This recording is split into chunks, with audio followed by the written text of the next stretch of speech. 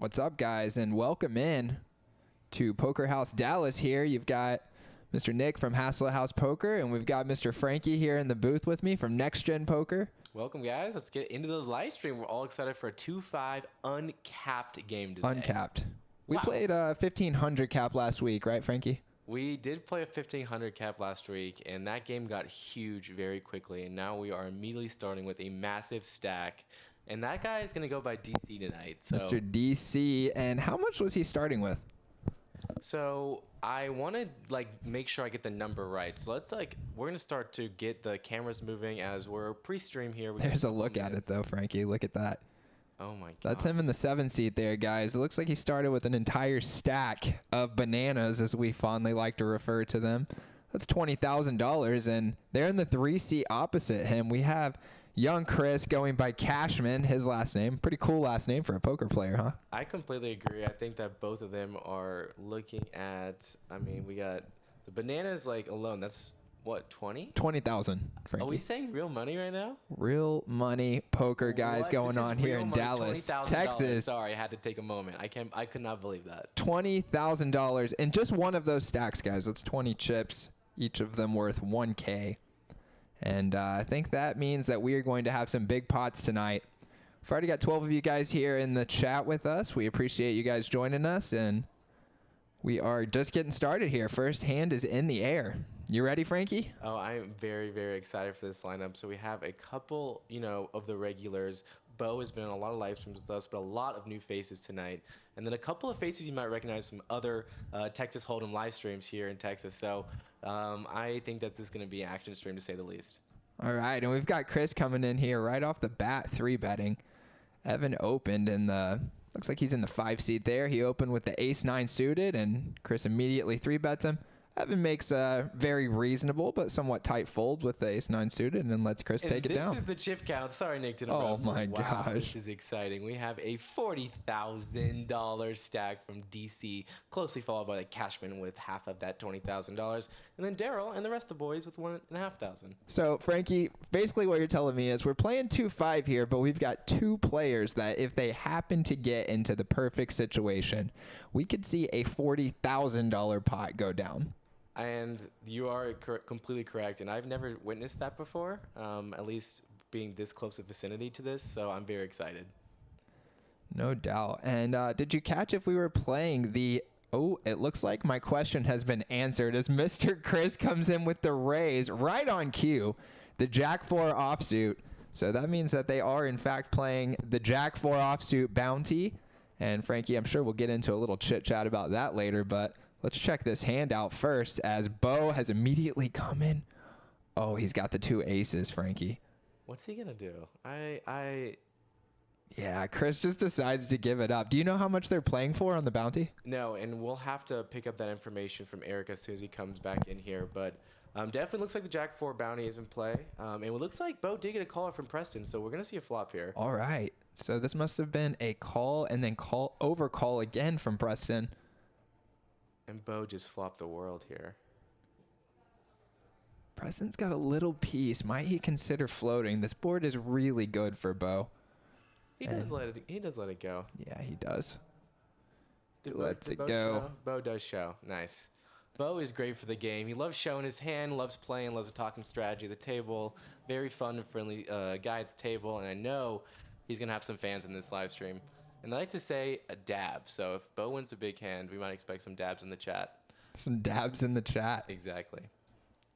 He's got the signature shades on as well. Welcome, Bo. Excited to have you here at Poker House Dallas. No doubt. We've got some recognizable names here in the chat already, Frankie. We got Mr. Captain Underpairs, who seems like a nightly regular in the chat. We appreciate you showing up every night. Mr. Captain, DFS Brad, I'm recognizing that one as well. And let's see how the in-game audio is. We'll make sure if anything is getting juicy, table talk, we'll make sure to bump up that audio. No doubt. Let's go ahead and get that as a little back buzz for us. Exactly. Kind of forgot about that for a second. As Preston comes in with a warm welcome 3-bet with ace-2 suited. I like it. He's getting active. And Daryl, 7 deuce, makes the call here. All right. Daryl is dominated. And think this hand's going to be over pretty quickly, Frankie. Nick, not often do you 3-bet an under the gun raise, it looks like, and they call you with a dominated hand. As it happens to be here, ace-2 suited is the very, very dominant hand as he flops a pair and takes this one down. Nice play, Preston, who I actually haven't got a chance to really meet until today. Seems like a nice young kid from TCU, so maybe we got some TCU fans in the chat as well today, and we're wishing him all the best of luck today. No doubt, Frankie. And I actually ran into him playing cards a few weeks ago, and he just stood out to me in the game so much that I was like, I got to see this guy on live stream. He was putting in the 3-bets, and I see right here off the bat he's doing the same thing. Well, I am very glad you brought him today. You know, I'm thinking, Frankie, we're probably going to see quite a few 3-bets tonight in this lineup.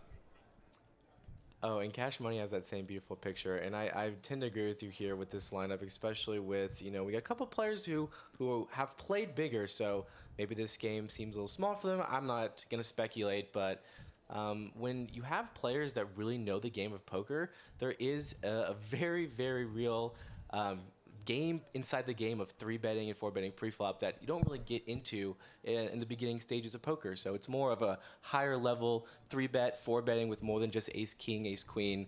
He started to mix in some 5-7 suited, some really weird stuff. No doubt. So hopefully we'll see that tonight. I'm expecting to see quite a lot of that tonight, actually. Cool.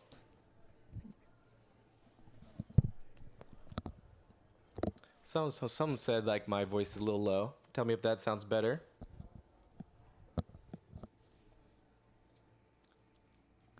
Daryl flopped the goods here, but the pot was limped only 2 ways, and then oh gosh, what happens I'm here on upset the I end? missed a little bit there as we missed a flush over straight, it looked like, Nick. I thought Daryl had the flush, though. Yeah, he flopped a flush, and if I saw that correctly, Bo turned a straight, but... Bo was scooping those chips, though. Okay. I'm wondering if maybe we got a wrong read on that or something, because it looked like Daryl folded on the end. I'm sure he wouldn't have been folding the king-high flush, though. Yeah, definitely not. And with the size of the pot being so small, it doesn't look like anything, didn't look like we missed anything big there.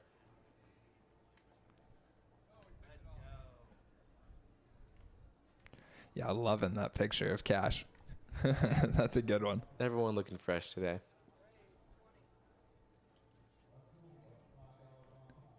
No doubt. Relatively young lineup in the mix today.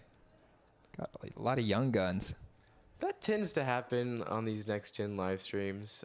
We love promoting ourselves on TikTok and Instagram Reels, and some of these platforms have a younger audience and that brings some younger players to the game, and that's, I think, a really good thing for poker. So No doubt. I love seeing the younger players battle for these stakes too, and I've been very, very impressed with some of these guys that I've met on the table and off the table. So I think this is a very good time for the next generation of players, Nick.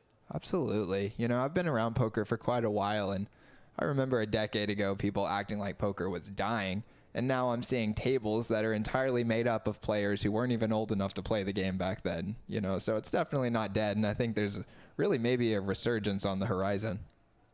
And I want to cut that off with Bo raising King 5 off, so bring this game a very nice, warm welcome, and we're going to get that action started with a call from DC, so he's not going to go very multi-way. Maybe he can take this one. Oh, great flop for him. King 9-9.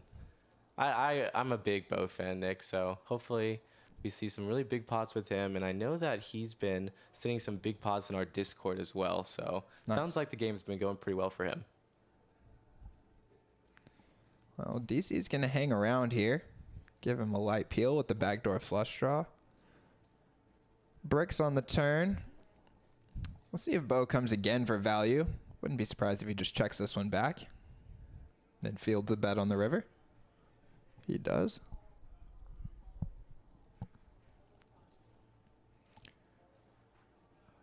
River is also a brick. Brings in a backdoor flush.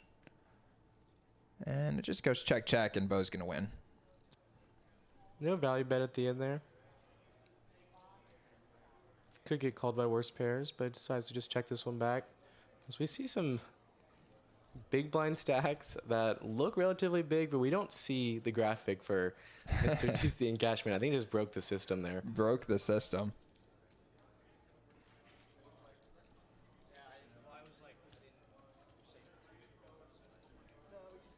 Frankie, did you watch your play yesterday from the stream? I haven't actually got a chance to. Today was mostly just watching football, watching the fantasy players play. So I'll get a chance to watch that one back when we get the vlog going.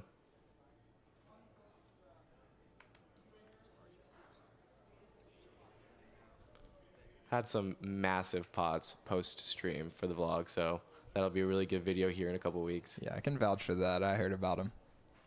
Pretty gnarly from the way it sounds. A couple $5,000 pots to just give you a sneak peek.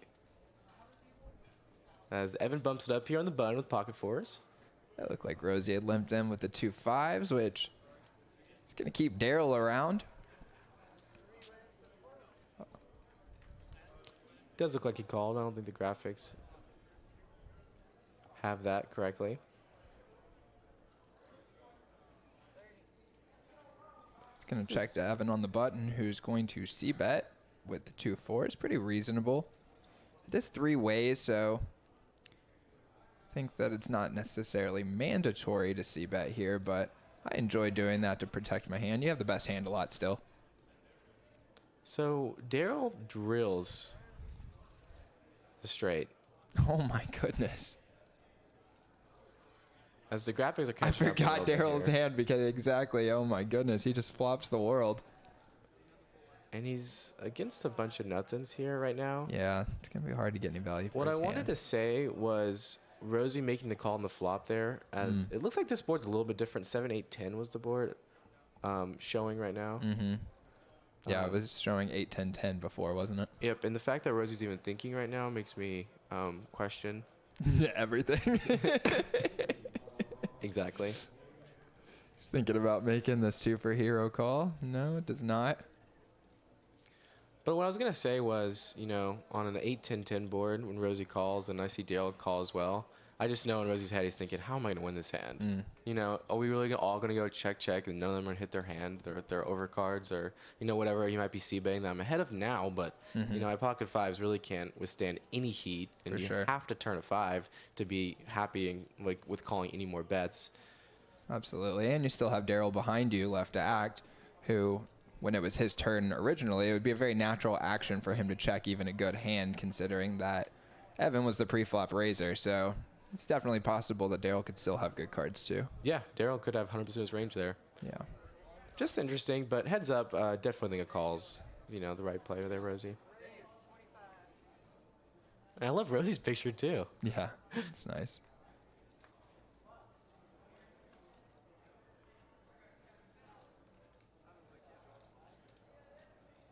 Looks like Bo has dominated diamonds here. Bumps up to $25, and Evan makes the call. Yeah, Preston's giving him a light call here too, defending his straddle. A little bit of something for everybody on this flop of King, Queen, 3. But not a lot of something for anybody, so it's going to be interesting. See who's able to wrestle this one away. I can see a lot of turns going check, check, and I can see, yeah, Bo maybe exercising some pot control here. Yeah, it's going to have to go check, check, check, as we have gone 3 ways to the turn. So everybody's a little bit of something. Holding on for one more street. Evan turns a pair to go with his gut shot. If he does hit his gut shot, though, now it's going to be a one-liner to an ace, so not quite as appealing. But it does go check, check, check, as you said. And Bo's got the check mark. So if he can get to showdown, he is going to win this hand. Wow, Preston takes the lead with a $125 bet. And it works once. Let's see if it can work 2 times here. Well, he's already gotten the best hand to fold once. Yeah, and yeah, if he can get a queen to fold, it'd be kind of a hero call for Evan to make here. I will say that Evan was still left to act. Oh, and Evan looks him up. Nice.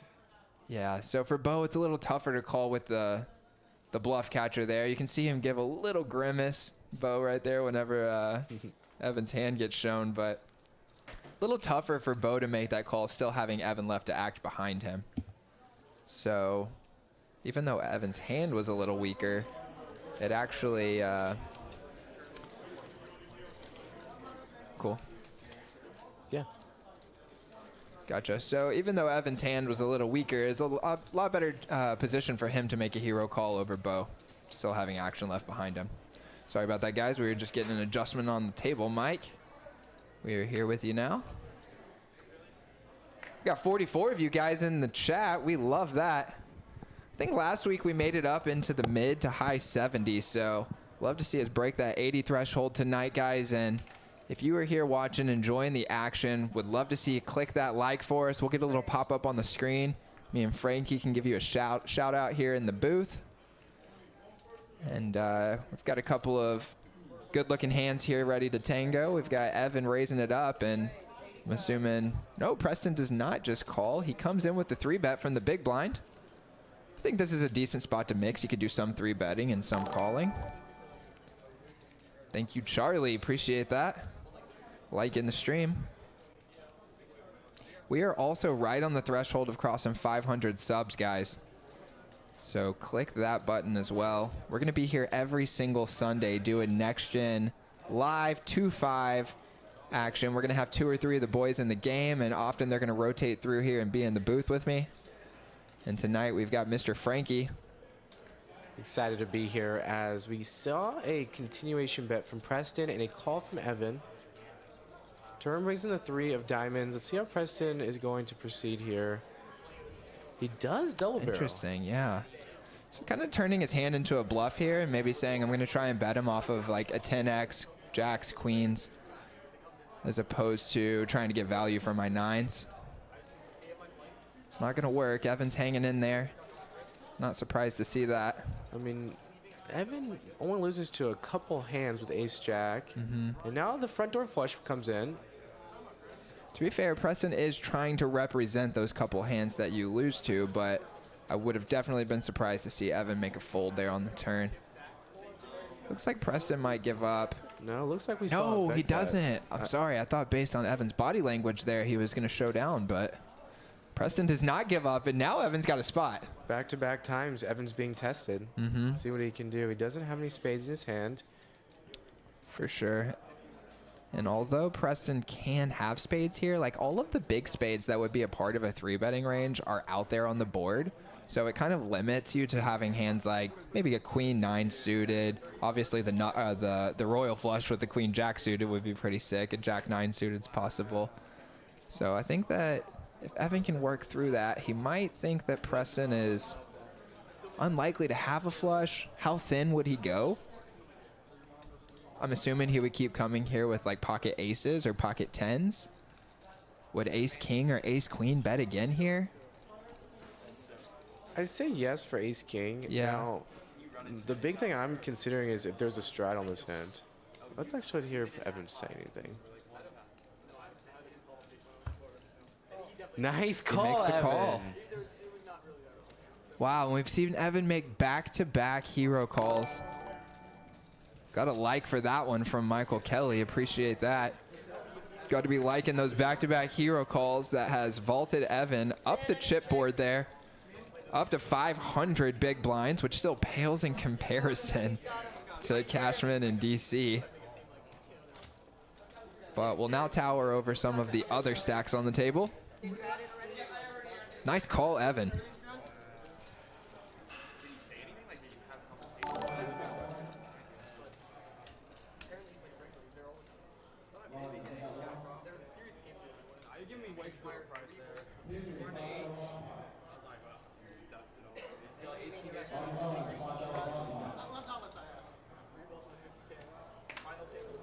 Sounds like Evan's hitting him with a little bit of table talk there after the showdown. A little trash talk. Maybe he won't perceive it that way, but I know whenever someone scoops a big pot off of me and then gives me strategy advice, it rubs you the wrong way. It could, you know. Depends on the guy, I guess. How do you feel when that happens? Usually, I try my best to just nod my head and agree with what they're saying. But yeah, I tend to like a little silence after I lose a big pot. That's pretty fair for anyone, right? For sure. And Eddie letting us know that our camera is stuck. We did hit the button there, Eddie, and we're hoping that'll go ahead and fix here in a few minutes. Not sure how long it's been stuck there. So guys, we have to keep an eye on that. We are sorry that the camera angle will get stuck for a few minutes at times, and we gotta manually fix it. And then because of the delay, it'll take a minute to show up there. Real quick, Nick, we got some massive hands. They all have flop top set, and Bo has a pair and an open-ended straight draw, as Chris has picked up the backdoor nut flush draw. Oh my goodness. They went bet and raise on the turn. And now Chris is going to have to consider cold calling while still having to worry about Bo having action behind him. Of course, if he could see Bo's hand, I think it would be a snap call, because Bo's very unlikely to go for the re-raise here.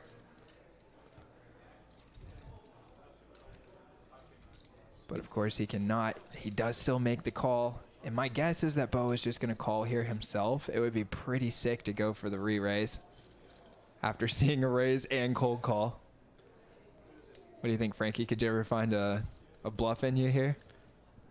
No, because I don't want to take this spot as a bluff with Daryl showing so much strength in this hand already. He was the pre-flop aggressor. He raised under the gun He too. just folds, Frankie. Wow. Just makes the fold, which maybe he's thinking Daryl is already representing the straight that I'm drawing to. So just going to give him credit, especially after Chris comes in with the cold call. And now Pot size bet. Daryl not messing around. Yep, nice healthy bet. Chris bricks. So no decision there for him, really, and Daryl scoops a nice one.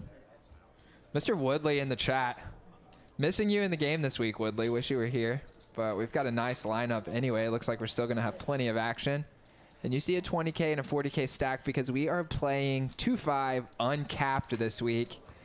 And yes, those numbers are right. We have the potential for a $40,000 pot to pop off at any moment.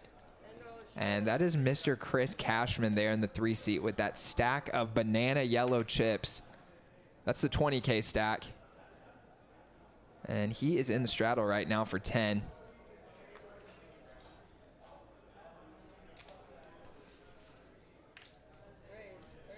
There'll be a couple hands stuck on this camera just because the action tracker, what happened, went a little bit too quickly. So just a couple more hands as we get to see our beautiful left side of the table for an extended period of time. And thankfully, it is on this side of the table as Rosie picks up ace-king offsuit in the big blind. Let's go. Looks like DC has opened with that 40K stack and the hijack. Preston defends the button, and now Rosie swoops in with the 3-bet. This could be a potential 4-bet candidate for DC. I'm not sure exactly how he plays poker, but I've seen crazier things than that. He decides just to defend. It's interesting. Rosie's on a fairly short stack. This is about 20% of his stack, it looks like, and we're going to take a flop. DC came to battle. Yes, he did. I see a Broadway card in that flop. Very intrigued. It looks like a king. And if that is a king, there's going to be stacks coming in. Looks like Rosie's reaching for chips. Oh, it's a jack. Okay. Well, it's a brick for both boys. Is the aggression going to get it done? This is a board that I could definitely see DC being sticky on. He's got a backdoor straight draw and a backdoor flush draw. That backdoor flush draw is dominated by Rosie, but of course he doesn't know that. No, he just lets it go. The jam would have taken it down there, but hard to do that against Rosie's range there. And a good hand for Rosie. First hand of the night, taking it down, always a good feeling. Yeah, no doubt. Love chipping in. I have to think that if Rosie was even close to the same stack depth, that there's no way that DC would be folding on that board.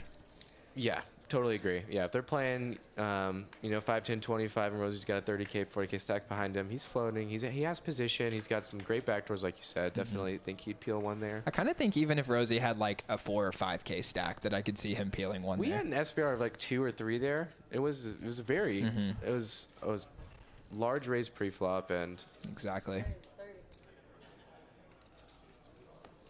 Woodley's saying at least everyone has a chance to double at any moment. That's absolutely right. And we've already seen several big pots pop off here. Nice. Alan liking the stream. Appreciate that.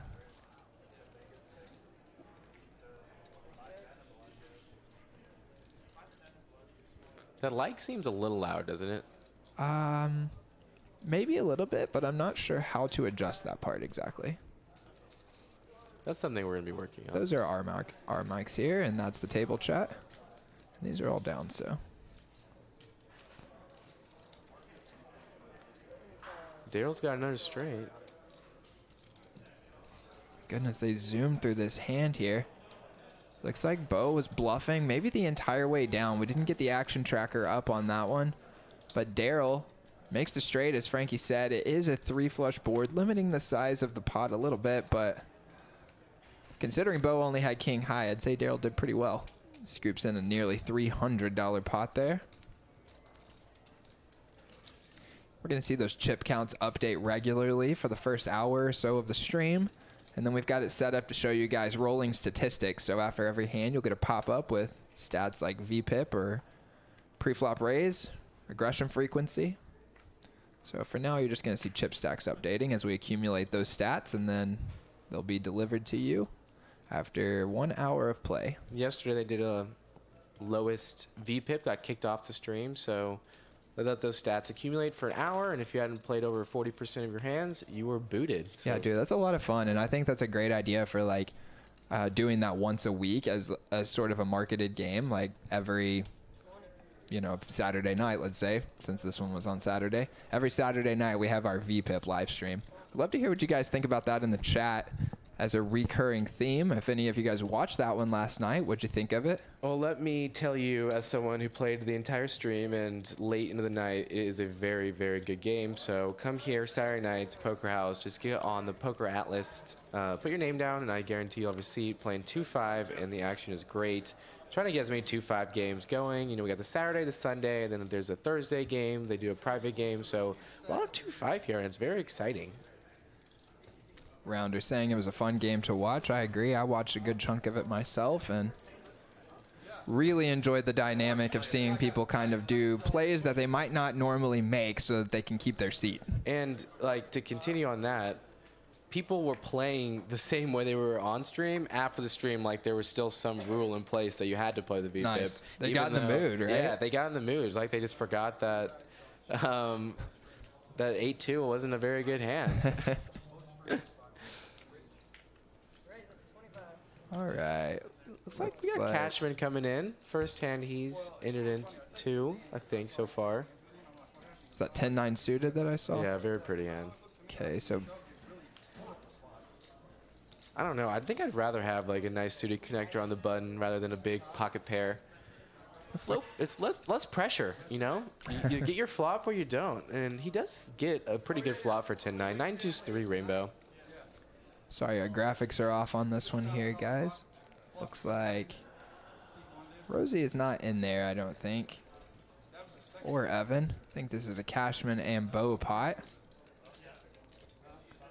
And it was Bo that raised and then Cashman defended? Is that what happened? Or did Bo limp? Limp call.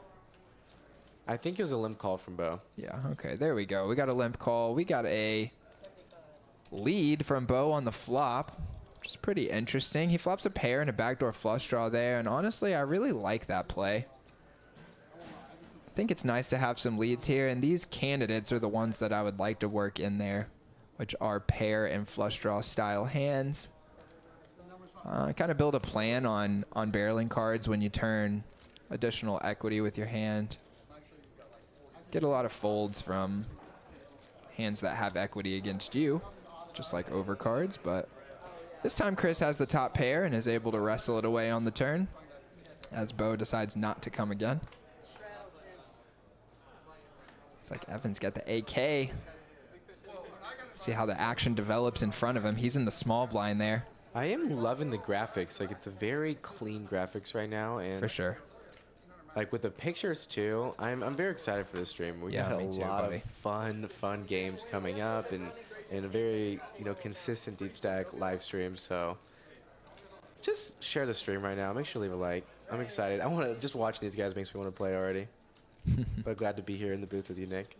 No doubt, dude. This is going to be a good time tonight. And we've got DC here in the straddle with the king-queen. As Daryl limped the button, Evan raised his ace-king. No surprises there, and DC now scoops in with the 3-bet. We mentioned earlier that that could be a decent candidate for 4-betting, also a great candidate for 3-betting here in a situation like this. You isolate Evan in the small blind and drive out the button behind you, but this time it's not going to work as Evan actually has the goods. He is coming back over the top with a little 4-bet, and now it's going to be DC in the tank, deciding does he want to defend in position here. Looks like Evan's got about $2,000 behind.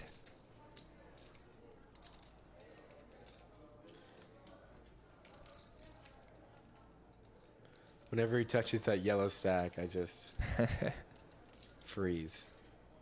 Feel shivers run down your spine. He does make the call, and we're off to a very interesting flop. Oh, goodness. Ace, King, Jack. Pretty light call here, and now he's going to be sort of out in open waters, deciding how he wants to proceed. So Evan with top 2 is going to bet about a third of the pot. Is that right? A little bit more. I think with this price, I wouldn't be surprised to see DC continue.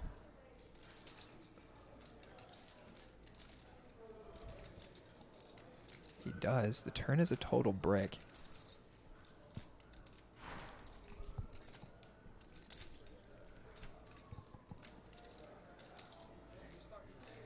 Let's see if Evan gets tricky at any point in his hand. He obviously feels pretty comfortable with the strength of his hand and getting 3 streets of value, but it's hard to get 3 streets of value, so he does decide to check 1 street, and he goes for the check on the turn.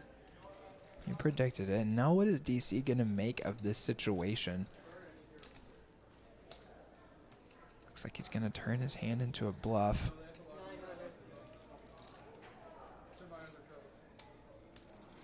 And I'm a little bit worried for DC that Evan's just going to put his money in the middle at this point. And he's all in. And now DC is in the thick of it. He's got a pair and a gut shot.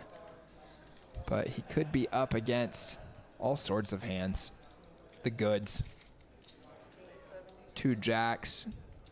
Queen Jack could be possible for Evan here. Remember, he just raised in the small blind and then called a 3-bet.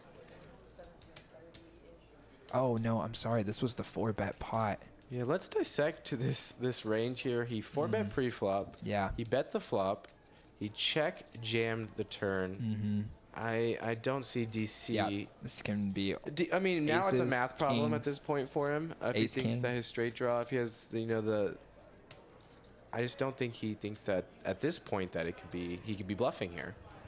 I mean, there's no way he's bluffing. Right. Right? It's just a matter of, It's like do you have equity No, against? it's a math problem, exactly. Exactly. But you do still have to break down his range. Aces, kings, ace, king, so you can kind of figure out how many combos you're up against here. He's going to make the call, it looks like. I mean, his price was so good at that point. He's got to be hoping. I know, exactly. He's hoping for a 10 here on the river. I mean, only a 10 can be good here, really, Frankie. Aces, kings, and ace, king, you are dead against. It's a queen, and that's still no good.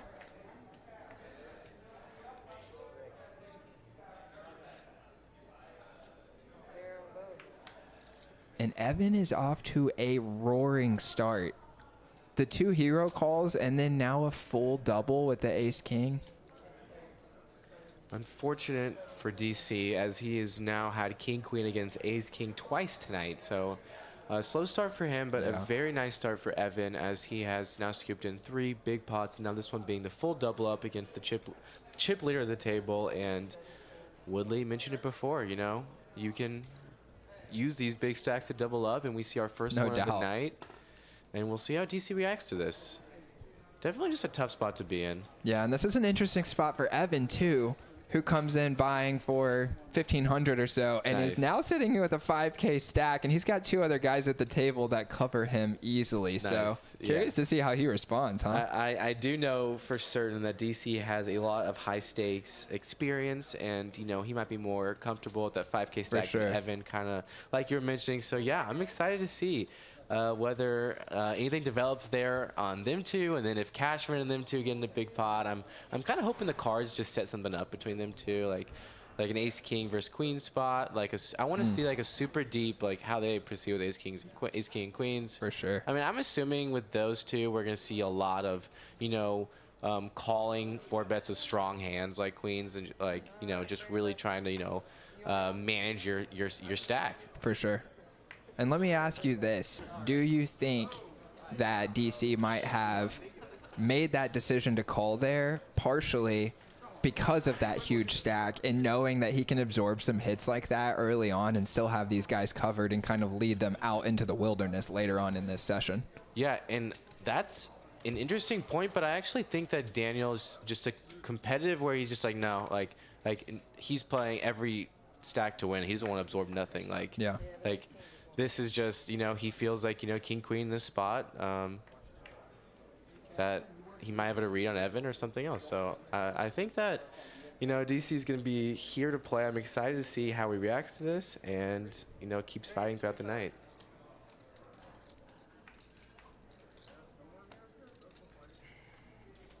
Looks like we got a limp from Bo, and Cash is going to, or Cashman, I guess I should say, as we also have a Cash in the game. Cashman is going to isolate. Daryl calls and Bo defends his limp. And we are 3 ways to a flop here. Cashman flops middle pair. No surprise to see him continue on this board with a pair. Daryl peels one off with a gut shot and a backdoor flush draw.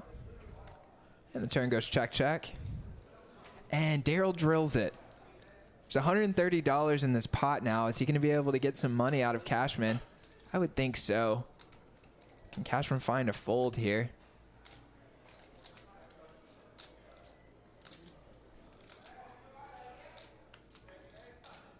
And a good fold. A good fold. I definitely wouldn't anticipate Daryl value betting with a hand worse than that.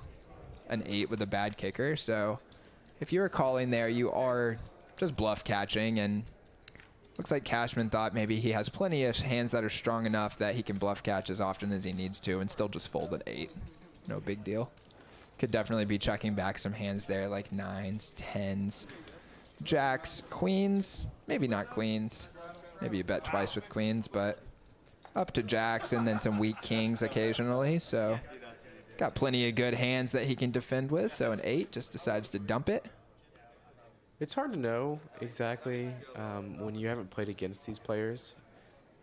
I've played against Daryl, and when you have no idea if a player is capable of bluffing, you might just make a call there. But Cashman makes a very disciplined fold, so nice fold. Would you feel like Daryl was capable of bluffing often enough there for you to want to call with an 8? How big was the bet? Looked like it was like 85, I think. Because he called, he bet flop, and it was 3 ways, and Daryl called with the person behind. Yeah, I think it was probably about a third of the pot. And yeah, I think based on Daryl calling the flop and then betting the river, I'd probably just let it go. Yeah. Makes sense to me. Yeah, because he still had Bo left to act behind him when he called on the flop there, right? Exactly. He's probably got something, and with that, the way the board ran out there, it could have turned into a straight, as it did. Could have turned into some 2 pair hands. And here we see Bo defending his straddle with 6-3 offsuit, and again continuing on a big turn bet from Daryl to $75. And speaking about capable of bluffing, he definitely bluffed the turn, but gets there on the river with the 7. Yeah. And scoops it in.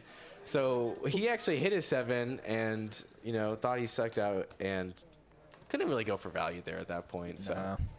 Happy to go to showdown. happy just to hit it, Happy to bring that one to showdown, not the 9 high. It's a little unlucky for Bo there when you make the hero call with the bottom pair and then the guy hits the almost no equity hand.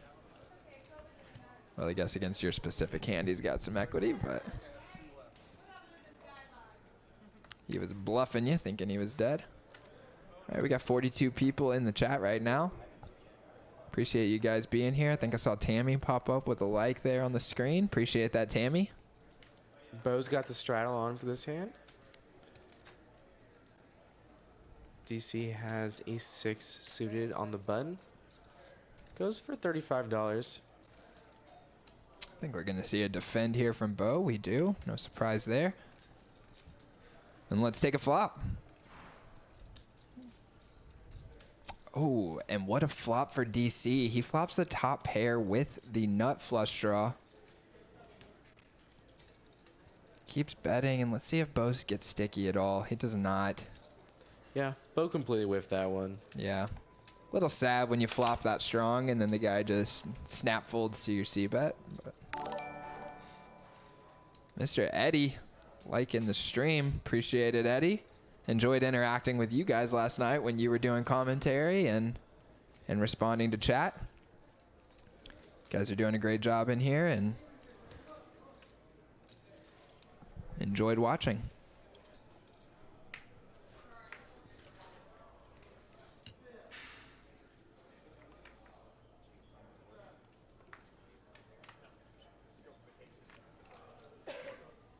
Looks like we got Chris in the hijack here with the King 9 suited. That is Chris of Haslet House Poker, my best friend. And he is opening it up to $20. Preston defends in the small blind, and Bo is defending in the big blind. We're going 3 ways to the flop. Ace high dry board. Would expect to see Chris c-bet a lot here. That ace of hearts is a very nice card for Chris. Definitely. And that 6 and 8 interact with his 9 as well. Yeah, he's got a couple different ways his hand could go. I like a continuation bet for sure with this combination. No doubt. And it looks like he comes with a 3rd pot, which makes sense to me. Preston's going to peel once with the bottom pair, backdoor draw. And I think if Chris comes again here, which I'd be surprised if he doesn't. This isn't typically you want to be barreling on cards that improve your hand in some way as a pretty good strategy. But with a card like this that just is really good for, could be good for your range and is also just bad for Preston, who could be defending on the flop here with a lot of small pairs. Now he's just running through all of these hands in his mind that he can't beat and thinking about what hands can I beat. Well, he could beat King 9 suited Preston, but aggression gets it done, and Chris scoops a little one there. Nice hand, Chris. And we didn't mention anything but about his sizing. He went a full pot size bet on the turn, and you know, I would have wanted to continue to see what a river sizing would be if he decided to triple barrel with that candidate. But I do like the big bet, really getting, like, basically saying, like, if you have an 8 or 6, you have to fold. Yeah, exactly. Like, there's an ace and a queen out there. For sure. And I could even see Preston defending on the flop there with some small pocket pairs, some gut shots. There's all sorts of hands that he could have that are pretty weak at that point in the hand, and I agree with you. I love that large sizing. Just blast him off of all of that stuff. It's even going to be hard to call with a queen.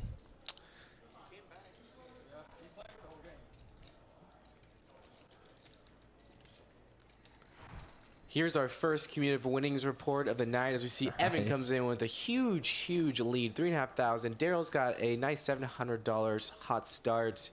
And the rest of the boys are in the red. Rosie's a small win of up 100. Obviously, we saw DC take a big hit a few hands ago. Plenty of action left in the stream, though. I bet Evan's feeling pretty good right now. I'm waiting to see Jello. I'm waiting to see Mr. Jello getting some configuration. No doubt. It seems like our next gen boys have been pretty card dead so far. They have been. They haven't really got much. And it's tough, you know, playing on a stream like with your name on it, and you just get 8-4 offsuit and 7-3, and you want to play, and you want to, you know, have these great vlog hands, and you just, you know, you're kind of limited to the cards that are dealt to you. No doubt. But thankfully, Rosie has a playable hand. We got King 10 offsuit, got a blind versus blind spot. There is no chops in the live stream, which I like. I like seeing the battle. And we do have a nice looking action flop. Yes, we do. Cashman flops the open-ended straight draw, and Rosie has top pair, blocking one of Cashman's outs, and I am expecting a raise here. Because of the blind versus blind nature of the hand, Chris isn't as worried about the king of Rosie raising and having a king high board versus Rosie raising under the gun, and now this board comes out, he might not decide to raise. For sure. But for sure. I'm with you there. I think it would still be worth consideration just to call, but because there's so many hands that you can get him off of that will just be c-betting a king high board. So We do see a raise. Makes the sizing pretty reasonable, $90, and Rosie does continue as we would expect. A 10 would be. Oh no. Oh my gosh. Oh no. I hate when I do. I hate that. Oh no. Rosie makes top 2 as Cashman makes Rosie, the nuts. don't put that in the vlog. I did not mean to call that brutal turn card. This is the worst turn card in the deck for Rosie. Oh my gosh. Is Rosie going to just raise right here? He does have to be considering 8-9. With this being a rainbow flop and Cashman raising, you're thinking through, like, what kind of bluffs can he have here? Sure, he can have some backdoor draws. I wouldn't be surprised to see Chris raising with quite a few of those. But 8-9 makes a lot of sense.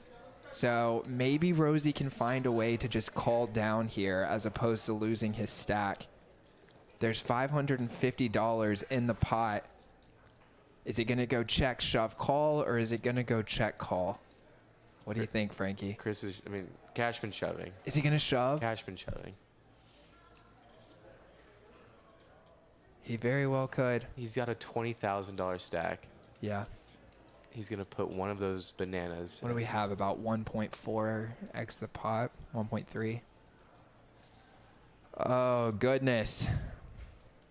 Yes. Okay, we're going smaller. I'm a big Rosie fan, I'll be honest. He goes 450. Now, is Rosie going to stick it in, or is he just going to call? I mean, I wouldn't blame him at all for just raising right here and ripping it in. I hope he just calls. It very well could be the best play. I hope he just calls. Makes total sense then, blind versus blind here, that Cashman could have worse 2 pairs very easily. But is Rosie going to piece together that 8-9? 6s, 7s, and 8-9. 16 combos of 8-9 available. That's healthy. Is Cashman betting a worse hand and calling off? 6-7 offsuit? I mean, he could have all of the 2 pairs here, I think, Frankie. I don't... Yeah. With so much out there, it'd just be tough to fold 2 pair, wouldn't it?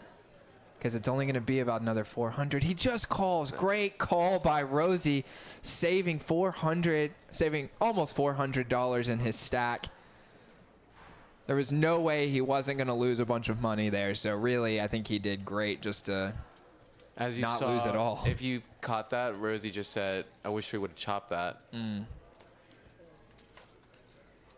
Typically, you know, small blind versus big blind, you do chop, and this time we just happened to run into a huge hand. Rosie, I think you played the hand, you know, fine. What can you do? What can you do, exactly? Yeah.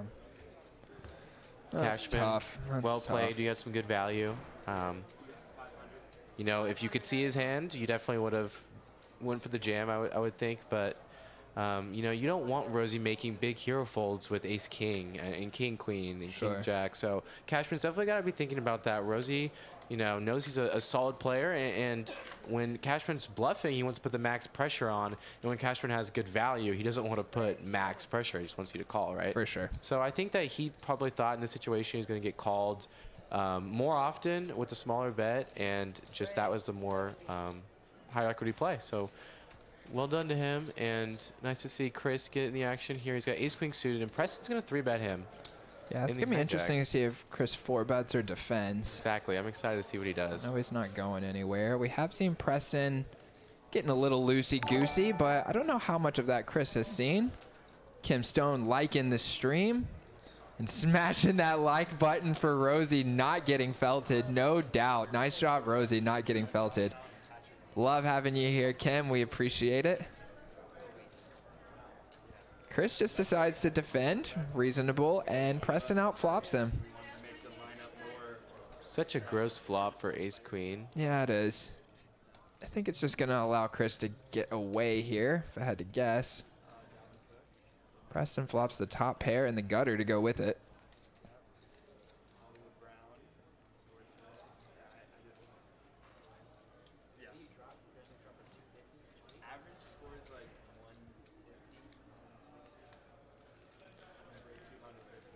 I think we got a little fantasy football talk going on.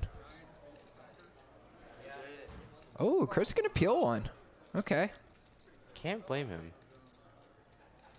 I don't know, Frankie. I just always feel like it's so hard to win the hand. We're out of position. We're going to be checking again. The best we can do is improve to 1 pair.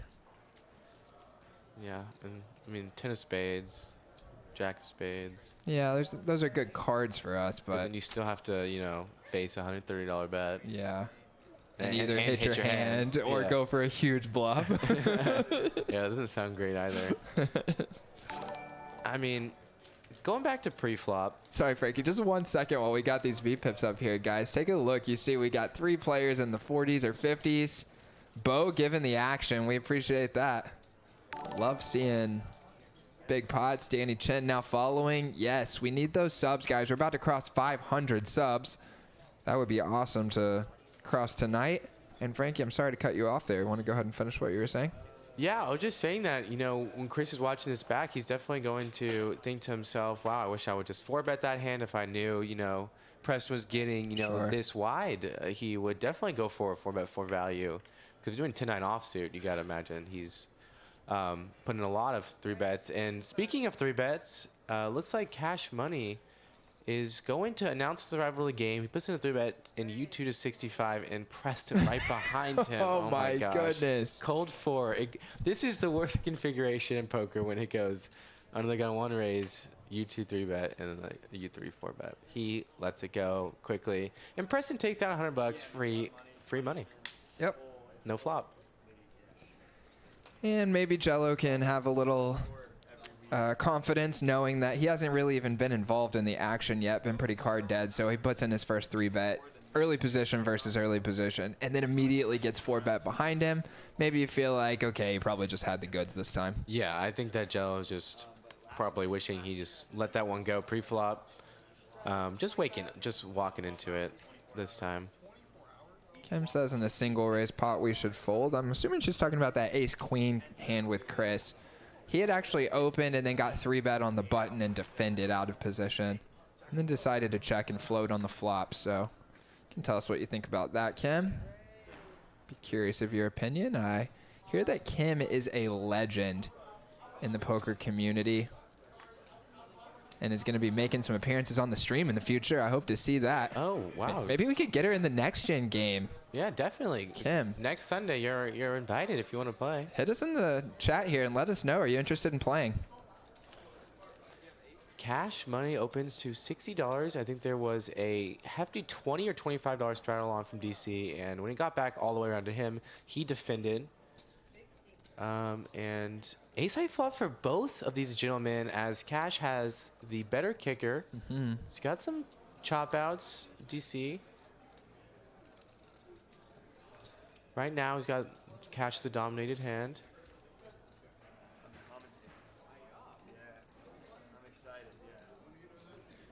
And I hear Rosie there. Not to get too far away from the action, but I hear Rosie talking about something exciting coming up for you guys, that he's going to be doing some commentating, and you guys are going to be playing on Max Payne Monday. Is that the name? That is the name, Max Payne Monday, Hustler Casino on Halloween night. So that'll be a fun stream. As Cash decided to check the turn here, which DC, out of all these small cards, somehow missed his 2-pair. I didn't know if I was going to be even able to stay that late. Is he going to go for value here, Nick? I would think so. After check, check, check from DC. And my guess is going to be that it's going to work. Thinking DC will probably look him up. No, yeah, we haven't had that. Yeah, no. Yeah, that'll be, yeah. He's thinking about it. Maybe he will be able to get away. What do you think, Frankie? You know, you don't like it. I'm not sure that Jello will be value betting. Like, the question I would need an answer for if I want to call here is if Jello is going to be value betting kings and queens here ever. So if he's value betting worse, then I would want to call. Obviously, there's going to be bluffs as well that DC's hoping that he has. And this time he does pay him off. Yep. Again, I mean, you have a 6, a 9, and a 7. DC's like, where's my freaking 8? Like, Right. As he Might be just- double taken to see if he had a straight right there. Yeah, as he just happened to hit a pair and run into the best of it a couple times tonight. So good thing there's plenty of action left on the stream. We got, maybe three more hours of 2-5 uncapped. First time ever doing uncapped, and as someone mentioned earlier, right when they walked past the table, they were like, wow, has Next Gen, I think it was Ming. Ming was like, has Next Gen done a game this big? And I was like, no, we haven't. This is the first time, and we kind of had a special lineup. DC has been involved in our Discord. And if you guys aren't familiar with how to play in this game, what we have is a Discord through our Patreon where for $5 a month you get to, they're doing the stand-up game. That's so exciting. Nice. But to continue, to join the Discord is $5 a month to the Patreon, and that gets you access to a messaging software, I would just call it, which is Discord. And there I send the live stream signups every single week. So these players are all from the Discord, and DC is our high stakes Discord legend. He sends hands from some of the biggest games in the city. And when he said he was coming, we were like, okay, we're gonna make a special exception to our 2-5 1500 max stream, and we're gonna make it uncapped. Uncapped. So he, when you have that stack, you do have some really good thumbnail potential. So thank you, DC. No doubt. And as Frankie mentioned, we got the stand-up game going here. If you are new to the stand-up game or new to the stream, that is where everybody gets up out of their seat and stands behind their spot until they win a hand. Once you win a hand, you get to sit down. But if you are the last one standing, you owe a bounty to the entire rest of the table. Frankie, do you know what the bounty is?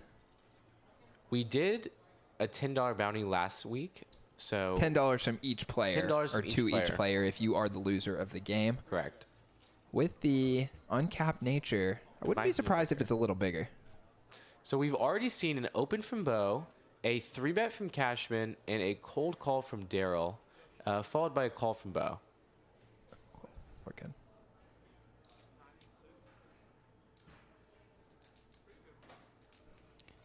And I'm assuming you guys can already see what the stand-up game does, but it generates action as you are trying to retake your seat as soon as possible. I mean, having ace-queen in the stand-up game is basically the nuts. The nuts. And now followed by flopping a pair, Cashman's got to be feeling pretty good. Bo has the 20% in the hand, so his immediate equity, but he also has the extra $80 into play. So he's definitely going to be trying to hit his straight here, and this time he misses, but... What happened here? Oh my gosh, he led and got Cashman to snap fold. Whoa. Whoa, what was the bet? I know. I would love to see how much that bet was for, as Cashman didn't even think about it. What? Did he jam? I'm so surprised to see in the that. Chat. Dabs in the chat. What? Wow. Goodness gracious. Okay, and while we've got a second here, I want to go back to Kim, who says it would be her pleasure to join the stream next week. That is exciting news. And Kim, I am looking forward to commentating on your action as well. I've had several people telling me recently about your legendary status, and heard you were on the Ingram podcast, which is pretty much the biggest news in poker these days, Frankie. Matt's asking if he folded an ace there. Yes, he did. He had ace queen, if the graphics were correct. It looked like it to me. And the flush came in, and it was a huge bet from Bo. So, you know, he assumed immediately that the flush was that was his hand. So, No doubt. the stand-up game brings the best out of the contestants here. Oh, and it looks like Evan is swooping in. He's in the stand-up game and has the Jack-4 off, Frankie. He's going to have double bounty potential. And this might just get folds as he has 3-bet it pretty large. Daryl, I believe, had flatted.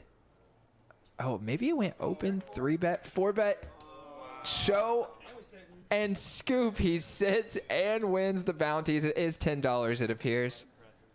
Evan is running good tonight. Oh, Evan's doing great. That is just perfect. Great sizing, Evan, 250. You know, you scared Daryl, who I definitely thought he could continue there. Definitely capable. If his hand was suited, he definitely would be. Oh, yeah. But just a little bit too big, and he was also out of position. You never know that your opponent's holding Jack-4 off, so it could be a big hand. So Evan is our big leader today. Let's see if he can hold on to that win because, you know, part of the game is not just having your biggest win, but at the same time, being able to hold on to it for the entire night. So No doubt. We still got a long ways to go here. We're about an hour in, and this is a 4-hour stream, guys, so buckle up. Plenty more action headed your way, and Eddie, I got you on that.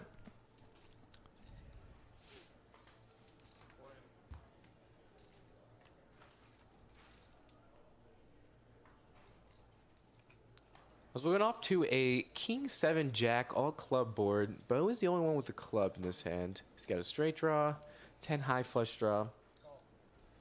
You have some power sitting down too because the pressure is all on the other players and you know they're going to play much wider. So it puts you in spots to get value wider and also to potentially bluff wider because you know they're bluffing more. So just a very great spot to be in as we have Cash continuing here with top pair. He's still in the lead right now. But it's going to be Preston taking over the lead as Cash checks, and not the lead in the hand, the lead in the betting. As Cash a bet on the flop, Preston called and flow, and then now turns his gut shot into a pair. I don't think Bo realized that he had a double gut shot there. It is 3 clubs on board, though. Maybe that was a consideration for him. And he still has Jello left to act behind him. Cash does have the best hand right now, but it's going to be hard for him to continue versus, we see 100 from Preston. Yeah, a snap fold, and he shows. And gets to sit down. And sits down. Scoops on the 4-club board. Gets Jello off the best hand. Nice job, Preston. You have come in here with a lot of confidence, and I've really liked the way you've sat down, taking the aggression in some hands, and you know what? That's deserve yourself some chips.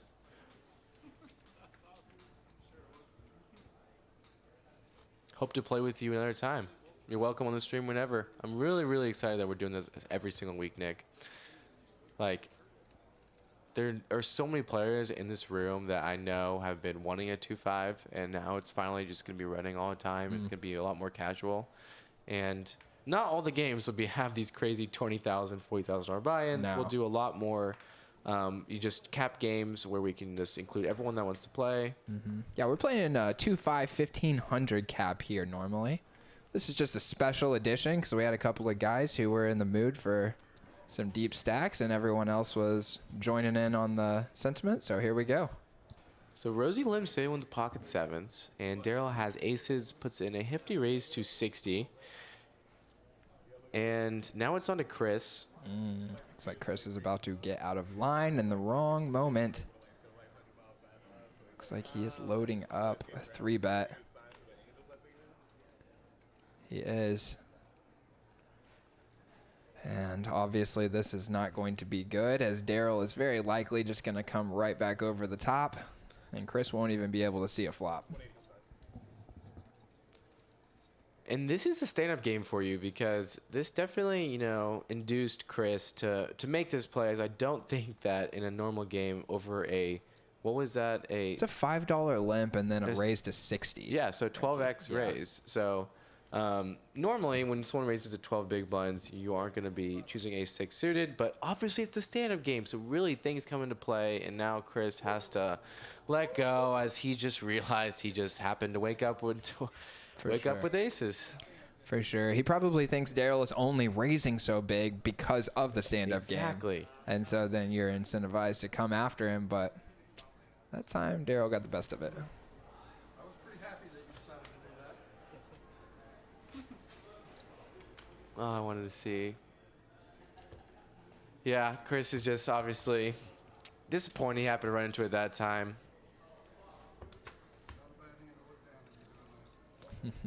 I said ace queen was the nuts. How about aces in the stand-up game? Yeah, right? So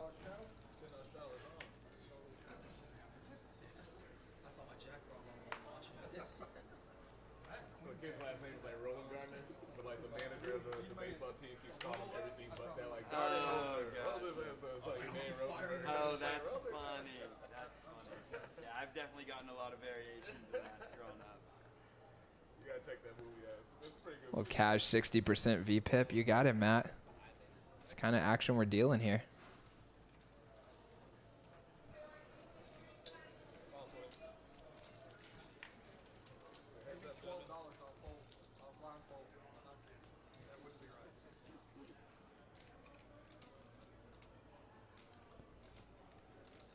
This looks a little bit more like a normal 2-5 hand as Daryl opens to 20 and cash defends for 10 more in the straddle. Cash is going to do whatever he can to win this hand and sit down. Looks like it went check, check, check, check, and wow, an easy way to sit down. Look at that, easy money. He actually had the best hand and had no idea. They both had a gut shot along the way there, and with the stand-up game going on, I'm kind of surprised we didn't see someone go after that pot. If I'm Jello over there, I'm just like so disappointed that he got such an easy sit down, you know? Yeah. And now I have to just try to and when you get down to the bottom three, no one gives you any credit. Like, yes, as dude. people start to sit down and you're one of the last people standing, you just really get no credit, so you have to wake up with the hand. I know. You're handicapped to the cards, though, so you're trying to make things work, and your cards are trash. So, and in the end of the day, it's only an $80 bounty, so I know I've caught myself kind of just dumping money, trying to sit down, but then I end up losing more than the $80 bounty would have cost me by playing the best hands as I normally would. So, you know, a lot of different spots, and that's why I love playing this, because it just makes you think in different ways, and that's what the best part about poker is. That's why there's so many different variations of it, because it's such a complex game that can be, you know, twisted and manipulated into so many different fun and exciting games. No doubt. And we have DC opening here from early-ish position. I think that's the low jack that they call +3. And we've got Bo defending on the button. The flop is pretty good for DC. I'm surprised to not see him c-bet there. I think he was going for a check raise if I would have had to guess. That could make sense. And then they both turn top pair, so... Because he's standing right now. And I mean, at this point, I think he's just trying to get to showdown with his top pair. And Bo picks up top two. Let's see what he goes for. 50 will definitely get a call. Yeah. AQ way good. Was already good. Nice hand, Bo. Yeah, I think you're right, Frankie. I can't imagine that he was just checking to just allow it to check through. Yeah, so I think that what he's probably recognizing is that Bo's going to float pretty wide and pretty often. So he thinks the check raise play is just more powerful because, you know, he only has ace high. Ace three, he just wants Bo to he wants him to get out right now. He's trying to sit down. That's like the big driving force. Like he has extra pressure to win this exact hand, you know, versus trying to just play the best and an overall like vacuum of this exact spot in this board. He's more like, okay, I just want to do whatever I can to win this exact hand right now so I can sit down. Yeah, I'm with you. We've got several playable hands here. Looks like Chris limps in with the Queen-9 suited, which I don't mind. I wouldn't be surprised at all if Chris is thinking about using this as a potential back raise candidate after limping in with the stand-up game going on. But it's not going to work this time. And Nick, Preston is making, you know, Chris and Jello's lives so difficult by putting in these 3-bets. No doubt. In position, and, you know, playing poker in these good configurations when you're 3-betting in position doesn't really matter your hand. I mean, he's got 6 high, but he can win this hand in so many different ways. If you get an ace-king board, cash is done. Hand over. And now he flops a straight draw, so we definitely will see at least a bet in cash. This is going to be an interesting It's definitely I like this flop. This is a fun flop for both hands. Comes 60, it looks like, so I don't think Jello's going anywhere for that price. He's getting about 4.5 to 1.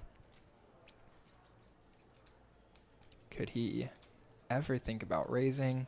No, doesn't look like it. Pretty quickly calls.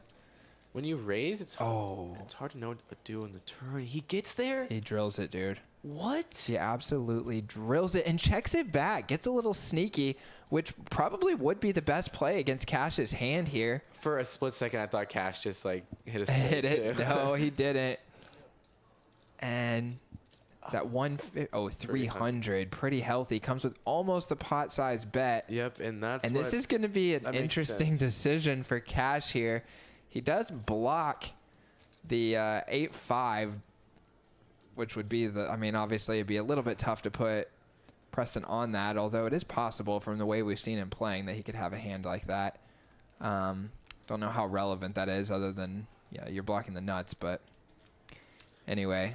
I don't want to sound like a broken record, but he definitely has the stand-up game in the back of his mind here, making him want a hero call even more. Yeah, that that's extra totally fair. $80 Extra in there. $80 is in the pot. This is a pretty healthy bet. That $80 doesn't make as big of a difference as it might in other spots, but I mean, he might not even think Preston 3-bet 6-5 suited, so the only other 5 he could have would be ace-5 suited. So now we're talking about a limited amount of hands, and he potted the river, so it's a polar bet. and he'd probably think that if Preston had the 5-6, if he even believes that he can have that after 3-betting, he'd probably think he'd just keep betting it on the turn and wouldn't check it back. So maybe he thinks Preston's kind of repping like an overpair that just check for protection on the turn. I do like the line from Preston. Yeah. Because I wouldn't be surprised if Jello hero Jello calls here might either. discredit him for an overpair because he checked the turn. For sure. Now, I think that I definitely think that most players would be betting turn here. We're dealing with aces, kings, queens, trying to get value. I mean, I might have already snap good called. fold. Wow, great fold Let's from Jello go, right Jello. there. Yeah. Yes. And he shows him, right? Yeah, there. Yes. Nice. Shows him the goods, and Jello knows it was a good fold and a tough fold. And as I was saying, I think I probably would have found myself making the hero call. Smile. I love the smile there because that really is how, you make money in this game. It's not just, it's value betting the most you can and physically can in each spot, but it's also making the folds in the right spots and saving your money. Making the money when you have the best hand, the most you can, and saving it when you don't. And he actually played that hand perfectly. He called when he was ahead and folded when he was behind. Yeah. Exactly. Good job, Jello.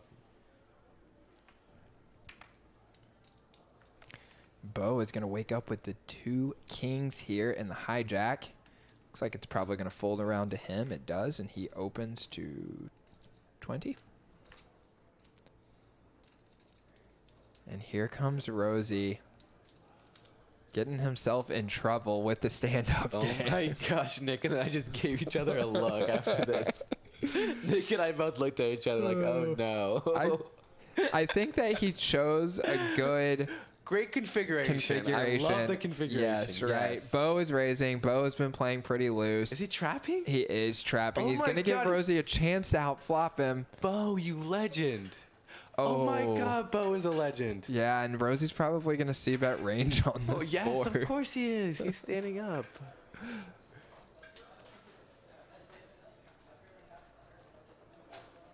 Yes, okay. Rosie does put in a $100 bet. Let's see if Bo is going to continue laying the trap here.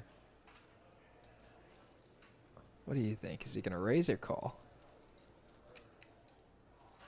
Oh, he rips it in. And is going to prevent Rosie from having to lose any more money in this pot. Rosie gets out of line one time and... Wait. That had me beat.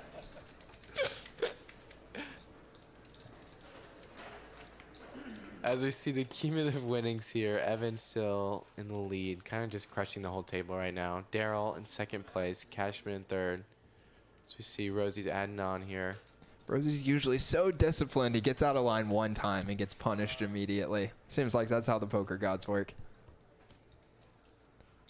And just like I did last week, I know Rosie's going to be cursing the stand-up game under his pillow tonight. Oh, yeah.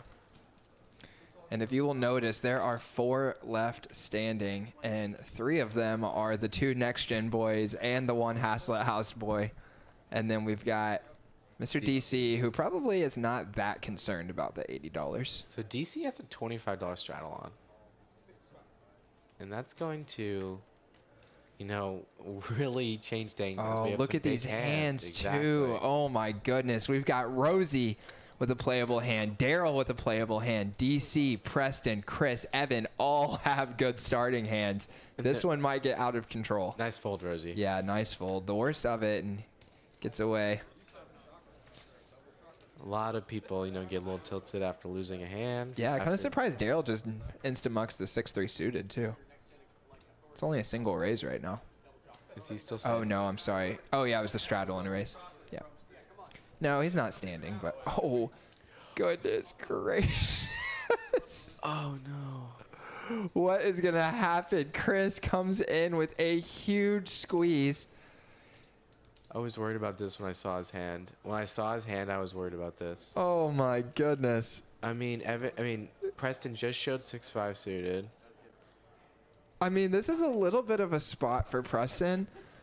Can't imagine folding 2 jacks. Like, would Chris ever do this with aces or kings? And no, he snap is in there. Maybe with 2 10s, it would be more of a spot. 65 to 1,000. And Chris is going, uh-oh, I hope he's got AK. 5 one time. Chris does once, let's rip it.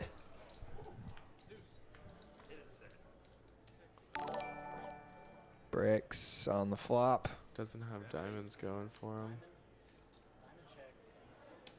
No good. Preston takes in a double up here. Nice hand to Preston. Nice hand. Unfortunate spot for Chris. Yeah, how much money was out there? Was there one caller for the 65 or There was maybe about 2? There was about there was a $65 raise and a call, and then plus the $25 straddle in the middle. Okay, I gotcha. So it looks like about $150, $160 Yeah, in we the have pot. about 160 bucks in the middle, and he's put in 900. I got Evan off of the ace queen there. I mean, you just kind of run into top of range.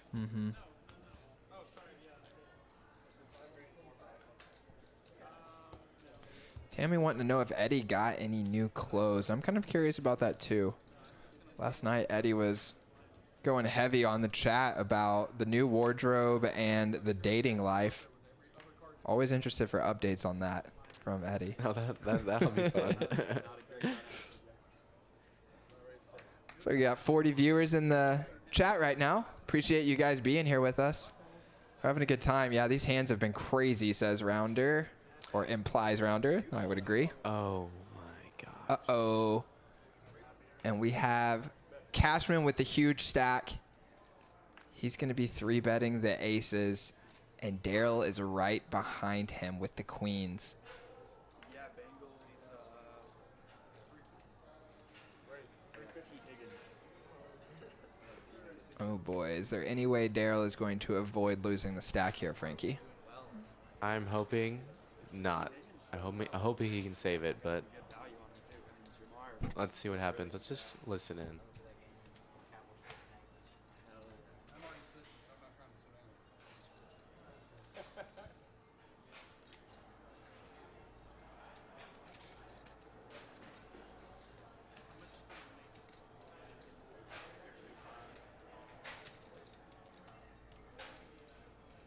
First, you think he's gonna raise, right?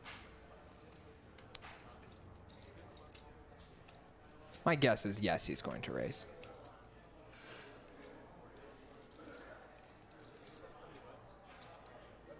I think if he was in position, he might consider flatting, but I don't think he wants to call and then maneuver post-flop. He does raise. It's pretty small. Very reasonable, and Daryl doesn't think too long before snap calling. Okay, so we have about $1,600 coming in the middle here. Daryl's got about a pot-sized bet behind. Daryl needs to see a queen or a king or an ace on this board Exactly. to give him a chance. Oh, and that's not going to do Now it. he has picked up outs. Yeah, he does have equity now. He has picked up outs. About 20%. And I don't see... Now, actually, Nick, let's take a look at the graphics. Let's take a look at the stack. That is much more. So I don't think we are going to see an all-in like I initially thought, because he's got... Actually, no. Actually, you're right. The graphics might be right. I was overthinking. Maybe I thought maybe he had more than what it was saying. And Yep. Chris just comes with a small bet here. He Yep. just snaps, shoves, call. Could have played it. Looks like some of those 10s are dead for Daryl. That's unfortunate, but he's still got a shot here. Brick on the turn and brick on the river. A little bit of a cooler there, and especially that was a $25 straddle pot, wasn't it? Yeah, that hand played itself. Yeah. What you gonna do? Oh no, that was the previous hand that was straddled, I believe. But either way, I don't think in the way this game is playing, you're gonna be getting away from queens there, on especially not whenever you flop the overpair with the gut shot. No, Nothing to be done there, and like we said, he was really needing a king, ace, or queen to get away from that hand, but.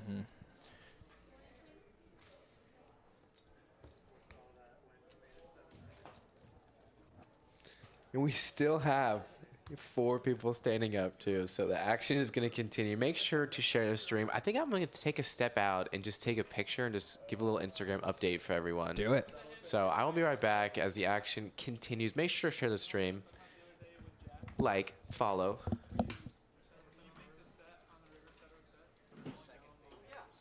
We got a great look at young Chris right there. Goes by Cashman here on the stream.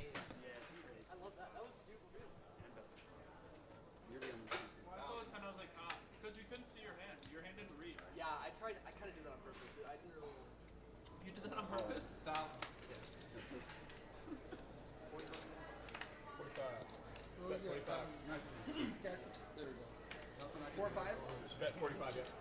That sucks. Make your life easier. Yeah, I can raise 150. Oh, 150. Oh. All right, and we've got Cashman with the Jack 4 off. And if you're just joining us, we are playing the Jack 4 offsuit game tonight. There's a bounty on it, but I don't know if he's even going to be seeing this flop as it goes open, 3-bet, cold call, 4-bet, and 2 of these guys have AK, and they are most likely going to be splitting up this money that DC has already put in this pot.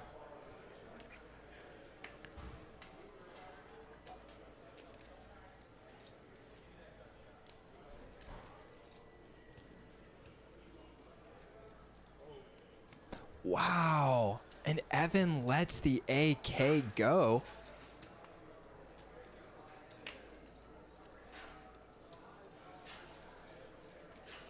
I'm a little surprised to see him let that go with so much behind.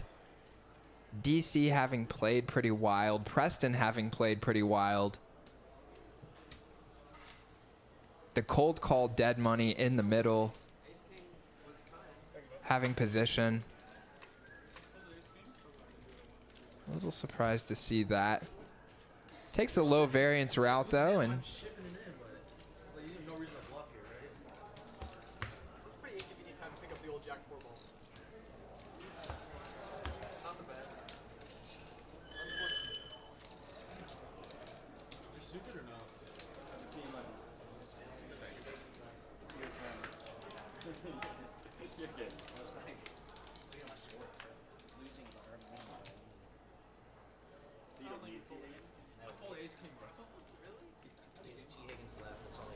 How much are you up by?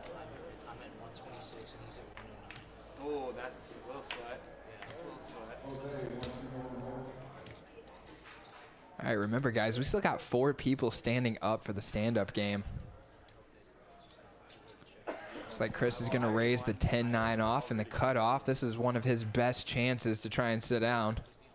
He's gonna get defended by Preston, no surprise there, and it's a good board for Chris to see a bet and take it down, and he may save himself the $80 right here.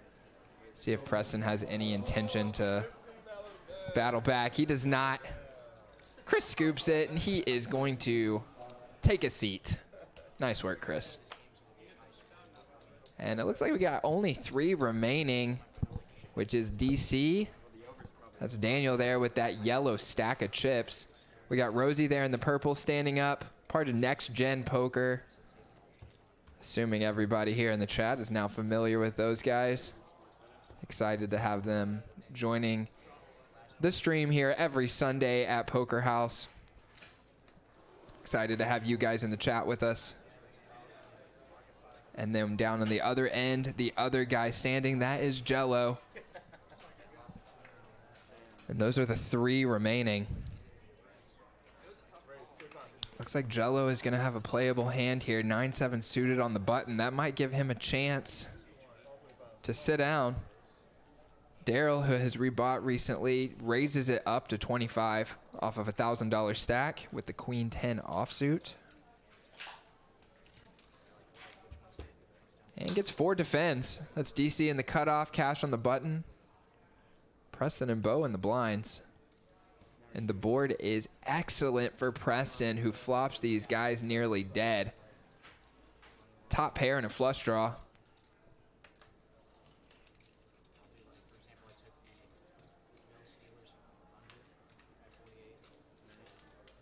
And everyone is out of there. Preston scoops another one. Preston started a little slow, but he has made a comeback. Won several nice pots recently, and I believe is now a winner in the game. Austin wants us to explain the stand-up game. Yeah, absolutely, Austin. Basically, everyone stands up to start the game, and then as you win a pot, you're allowed to sit down. The last guy standing owes a bounty to the rest of the table. So, like now when we get down to where there's only 3 guys left, they're all battling for pots to try and prevent themselves from having to pay out the bounty. So, you start seeing people get out of line, trying not to be that last guy standing. And we've already seen several spots where I think players made plays that they typically would not have made, but we're trying to avoid the penalties. So you get some of the book cards? Oh, your money. So I just Got Frankie back here in the mix. Welcome back, Frank. How was the Instagram adventure? It was great, and I just ran into Rosie, and he's like, "Did you see that spot?" And he was referring to the 9-8 spot, and he's like, "Such a good configuration." I was like, Yeah. "That's what we said." But yeah, unfortunate that you happen to have a terrible hand, and he happened to have a pocket king's hand. So. Did he say anything about the spot against Cashman? That was a tough spot, but the great call there at the end. As Yeah, opposed to and shoving. he alluded to that. Just it was like, yeah, it was a tough one. Yeah. But Still feeling good though. definitely still feeling good. Energy was up? And yeah, energy was great. And I just said, you got plenty of time left. So I gave him some little words of encouragement. Not that he needed it. He's a solid. I mean, he's a crusher. Nice. Let's see if Preston goes for a little raisy daisy here. He makes the 10 on the end. He does. A little thin value. 50 from Evan. Preston raises to 125. That sizing actually looks a little milky. I feel like you can even go a little larger than that, sort of polarize yourself. Not too polar. You're not trying to blast him off of it, but when you go 50 to 125, it's just like, does he ever have worse than a 9 here? It seems like that's always thin value. And Evan seems to also know that, but decides to give him the $75 anyway. Preston says thank you very much. Scoops in another one. And there you see our winnings. Evan and Cashman both doing well. Preston, as we mentioned, recovering from a slow start, now up over $1,000.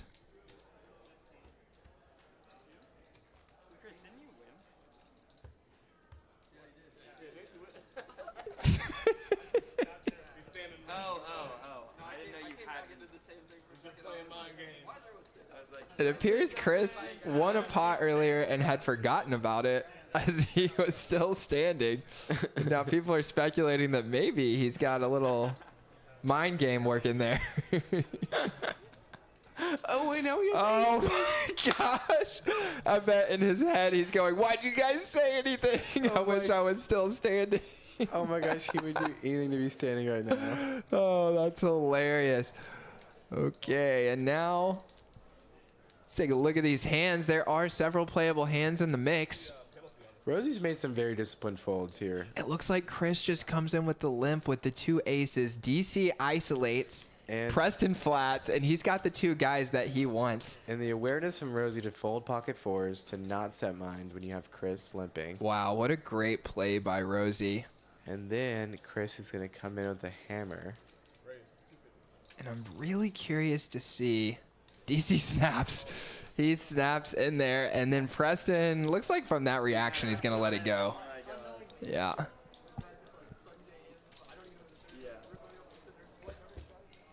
Queen high flop could make Chris a lot of money. As we see king 3-4. Pretty good board for Chris. Assume he's going to c-bet range here.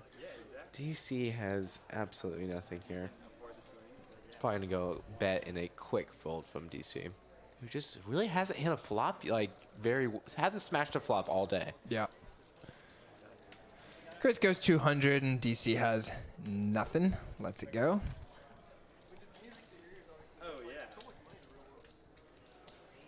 dude. You're going to learn a lot about sports. 2 cents says he folded a pocket pair pre-flop. Wow. That's true. But like we mentioned, Chris limping in is a little bit suspicious to him, I think. I know he's played with Chris before and might have thought that that was a pretty strong hand or pretty strong range. And then also had the action from the other guys behind him. So very aware there. And Chris did, in fact, have the goods that time. So it saved Rosie that $50. Kim saying she is not in for the old stand-up game. Well, that's all right, Kim. I'm sure we can work something out. Definitely not a requirement to play on the stream. And now Cashman coming in with the Razy Daisy here with the Jack 4 offsuit, and I bet it's no, it's not gonna work. I keep predicting wrong what these guys are gonna do. As Preston opens and then defends with the 5 deuce offsuit from the hijack. Imagine if we got sponsored by Kane, though. I'd lose my mind. Speaking of canes, Rosie asked if you wanted anything, Nick. Oh boy, I don't think I could eat it in the booth. I think I'll have to wait until after the game. But I appreciate the offer very much, and I'm gonna agree with Rosie there. That would be pretty sick to get a Cane sponsorship. Canes, if you're in the chat, give us some love. Mr. Canes. Oh, Preston, you animal. I love it. 5-2 offsuit opening, defending, and then Oh my raising goodness. this flop. Wow. Can we get a sound effect for Preston just pulling this off? Like a... Oh. Unfortunately. All right, guys. So we'll be working on some more crazy sound effects. There we go. Preston deserves one of those. I mean, he has to And show. Cashman gives it up, dude. He says that's enough. Yes, he showed. Yeah, he definitely showed. Preston getting a little bit out of line. Shout out to Joey and Frankie. I'd love to dive into that for a second, actually. Have you been keeping up with what's happening in all of the events surrounding the Hustler live stream recently? Yeah, definitely the most recent post from Garrett I thought was, you know, We always have one. at least in my mind, a little bit like of a head turner. Like for me, it more than his first one. Like his first one seemed a little more like, like kind of like spur of the moment. But this one's a very well thought out, like descriptive cheating examples. Okay. So I was like, I at least I can appreciate that you're actually like giving some, I would say circumstantial evidence. I don't know if that's like some circumstantial evidence. So I was like, I thought he brought like that was a better at least summary of the situation on his part, on his stance. So, and I think that has really even just brought a whole new spark to the conversation. Yeah. There's a couple of gut shots here on the flop. Yeah, Bo's got top pair as well. Give me like 5 minutes. Real quick, as we see DC, the one that's betting here, it's because of the stand-up game. But yeah, I'm hungry. We'll get it going. Not gonna work this time. And Bo's not leaving. No way.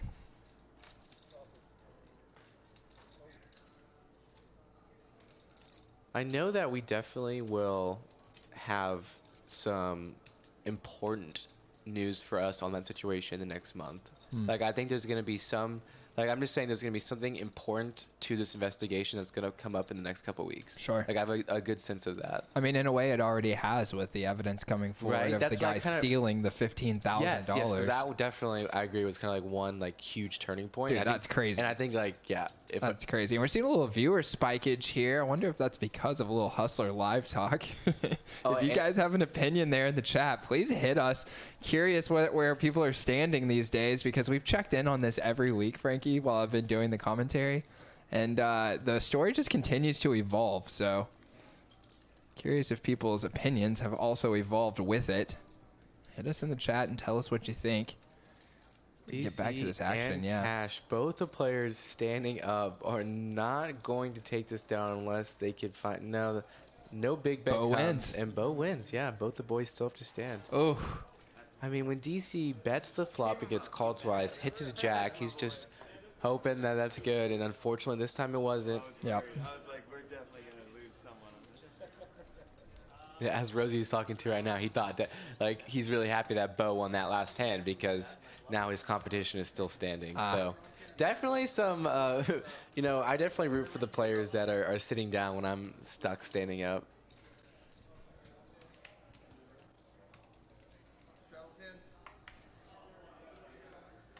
So is it just those three left? Is it the next gym boys? It's just those three. Yeah.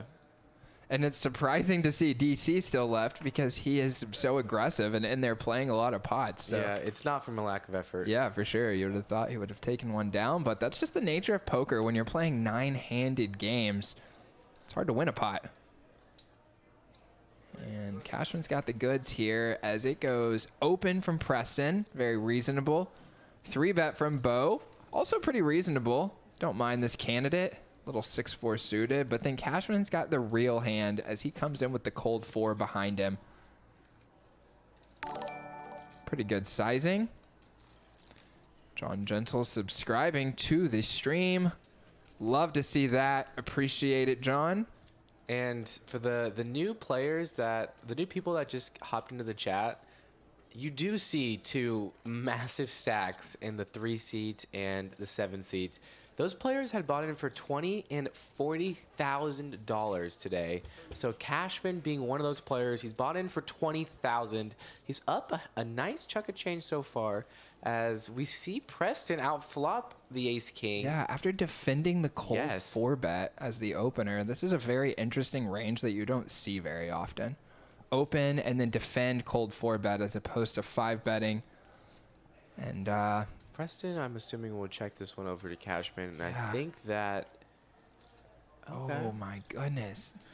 It's interesting to watch these guys work. Is Cashman going to be able to find a way to whittle this away from Preston? 165, he's getting a good price to just continue here.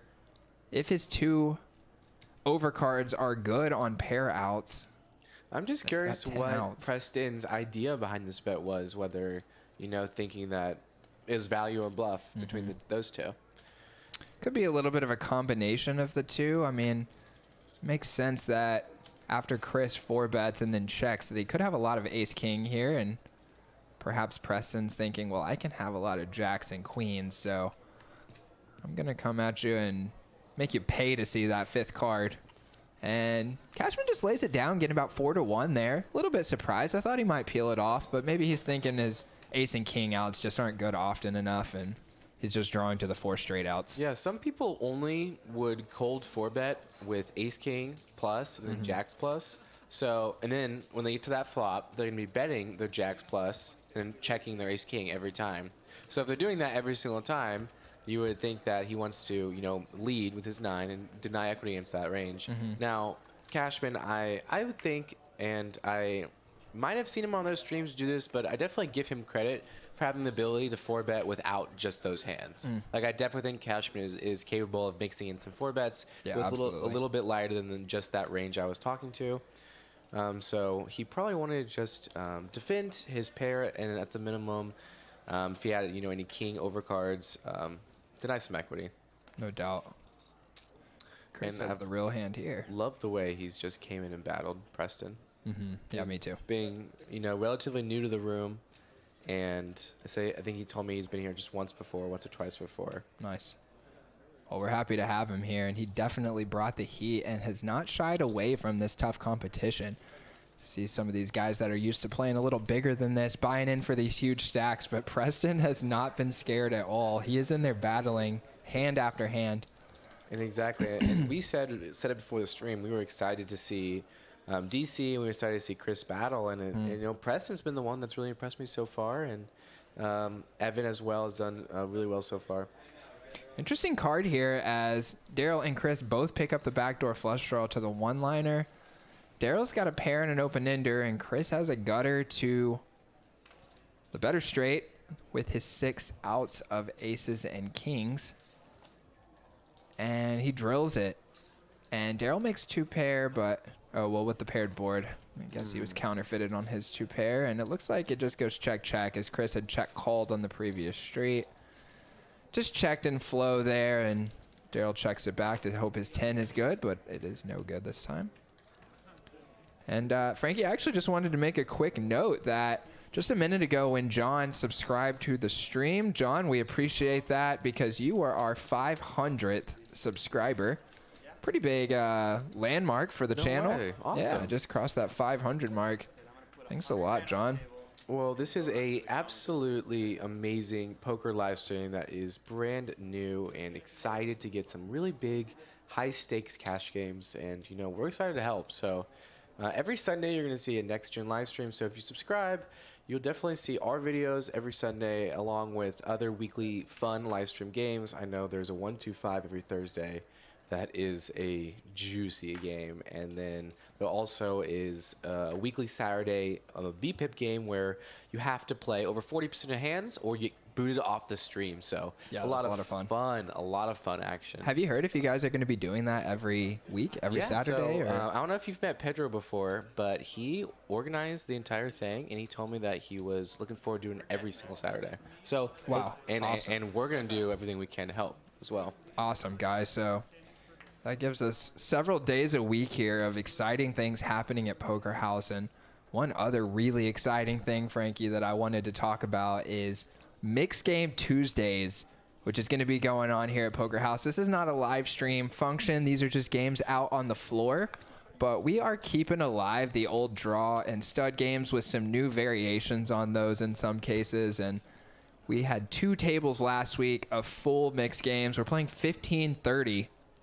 So those 62 of you guys that are in the chat right now, if you enjoy playing games like Deuce to 7 triple draw, 7 card stud, 8 or better, and then some variations of those like Raz Deucey, Badeucey, Badoogie,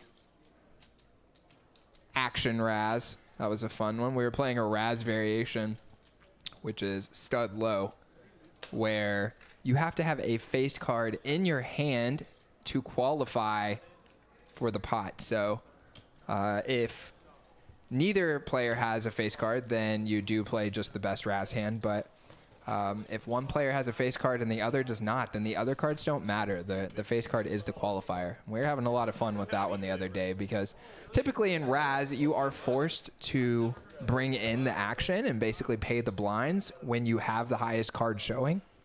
So now we have an incentive to continue playing with those high cards. It makes bad hands good hands and good hands okay hands. So just creates a lot of action, and we're having fun with that one. And Nick, while you were kind of giving a summary of that Tuesday at 11 through all day mixed game that we're doing at Poker House, if you guys want to come play 11? with us. Are we doing 11 this week? We did 1 last week. Oh, wait, excuse me, 1. Yeah, 1 p.m., guys. 1 1 p.m. for the rest of the day. You guys, everyone come play. It's a really fun time, and it's not a crazy big game. Chris got in a pot with Bo, and Bo had taken it down with 9-2 suited. So Bo, Chris had 3-bet him a little light with Queen 9, and Bo defended 9-2, flopped a 2, and took down the pot. So nice hand of Bo, and Chris is getting right back into the battle with pocket aces in the cutoff. He 3-bets Cashman. Yeah, this might go 4 ways here, huh? We got a 3-bet and 3 callers. And, you know, DC puts in that cold call. He's standing up, also very deep. No sets, so Chris's aces survive. His opponents have a combined 20% equity against him, which is still measurable, but he's got a pretty good lock on the hand here. No backdoor flush draws to speak of. Chris is going to continue, and I wouldn't be surprised if this just takes it down right here. Still a very, very nice hand for Chris. He takes down a $227 profit with pocket aces. No doubt. And let's catch up on the chat here just a little bit where Ethan Myers from the Ethan Myers podcast, shout out to him and the pod. So it's the first couple of days he thought 10% cheating, but after the stealing chips part, he has moved to 50-50, which I think is a pretty common opinion, Frankie. I would say mine kind of falls in line with that. After seeing the stealing chips, I mean, I would love to see if anyone has any other theories. I guess people are just assuming the reason he would be stealing those chips is because Robbie gave back that $135,000 to Garrett after the hand, and maybe this guy was working with her and then decided that he wanted to go try and take his cut. And of course, that's just speculation, but I'm assuming that's what most people are envisioning. If anyone has any other theories about why he might have been stealing her chips off of her stack and how that relates to the cheating allegations, I would love to see that. Yeah, and we would love to talk about it as we get into a nice spot versus the two players. We still got Rosie in there, but two of the people that are still standing up, DC and Cash. And again, for the third time tonight, DC has... Oh my gosh. Oh goodness, they're all in. Okay, that happened really quick, but Cash 3-bet, DC 4-bet, Cash called. So we're all in 1.2K pot. Good luck, guys. It's bricks on the flop. Brick on the turn. Can Jello fade? He fades. And looks like Jello's going to get a full double here. Curious how much DC would have called for, depending on how deep Jello was. And the Get that in seat. there. And the seat. He gets the seat and he gets the money in this pot. Nice hand, Jello. Again, I just feel for DC here waking up again in a spot where... Cooler spot. Yeah, cooler spot. Jello's going to be 3-betting a wider range for value here with DC opening, standing up, and him being in the cutoff. So, yeah, unfortunate spot for DC. And then Jello just happens to have the stack size that you can't really get away from it with the absolutely not stand-up game going absolutely on. not. So, Rounder can't believe people are still standing. wait one sec.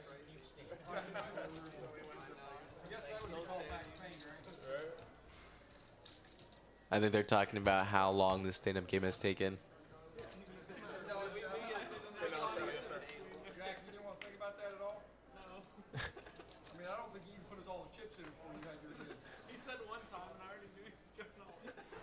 Wait, what are you doing? Sitting down. Oh, Rosie gets the bad news.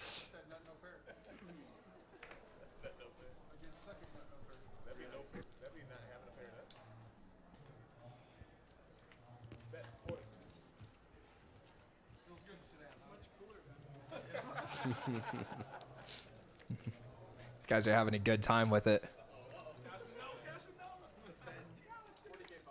Okay, DC, take this. 40K pot, says Cashman, as we have our two big stacks going at it. Those numbers look good on the screen there, huh, Frankie? That does look, that looks nuts. And It's like we're playing high stakes, baby.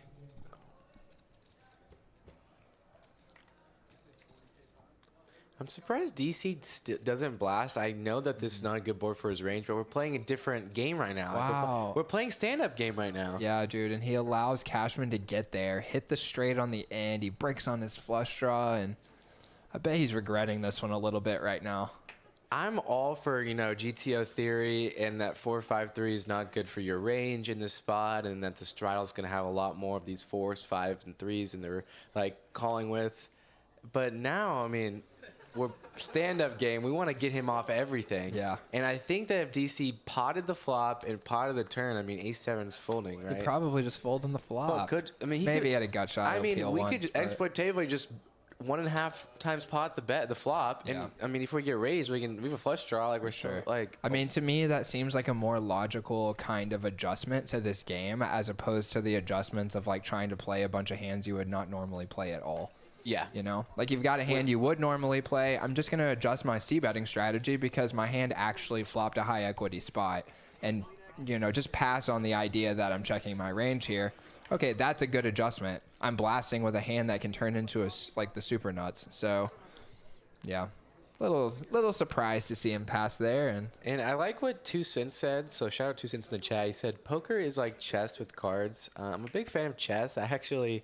was a big chess player younger in the good old days of middle school, elementary school. I competed in chess, and that's kind of where I found a love for like games. And there's a lot of similarities for sure. I think that poker, when you understand the game, it has a lot of more complexities than initially when you look at it at the surface. And I'm excited for DC as he picks up pocket kings. It looks like Rosie's in big trouble in this stand-up game as DC has avoided an 8. First off, he has avoided an 8, and thankfully so, because I've been, rooting for DC to win a pot here. Yeah, and the way Preston's acting right here, I think he's out of there. This hand is over. And Rosie is going to owe the table. Over. Rosie, oh my, he's going to get... Let's get this audio going. I'm ready for...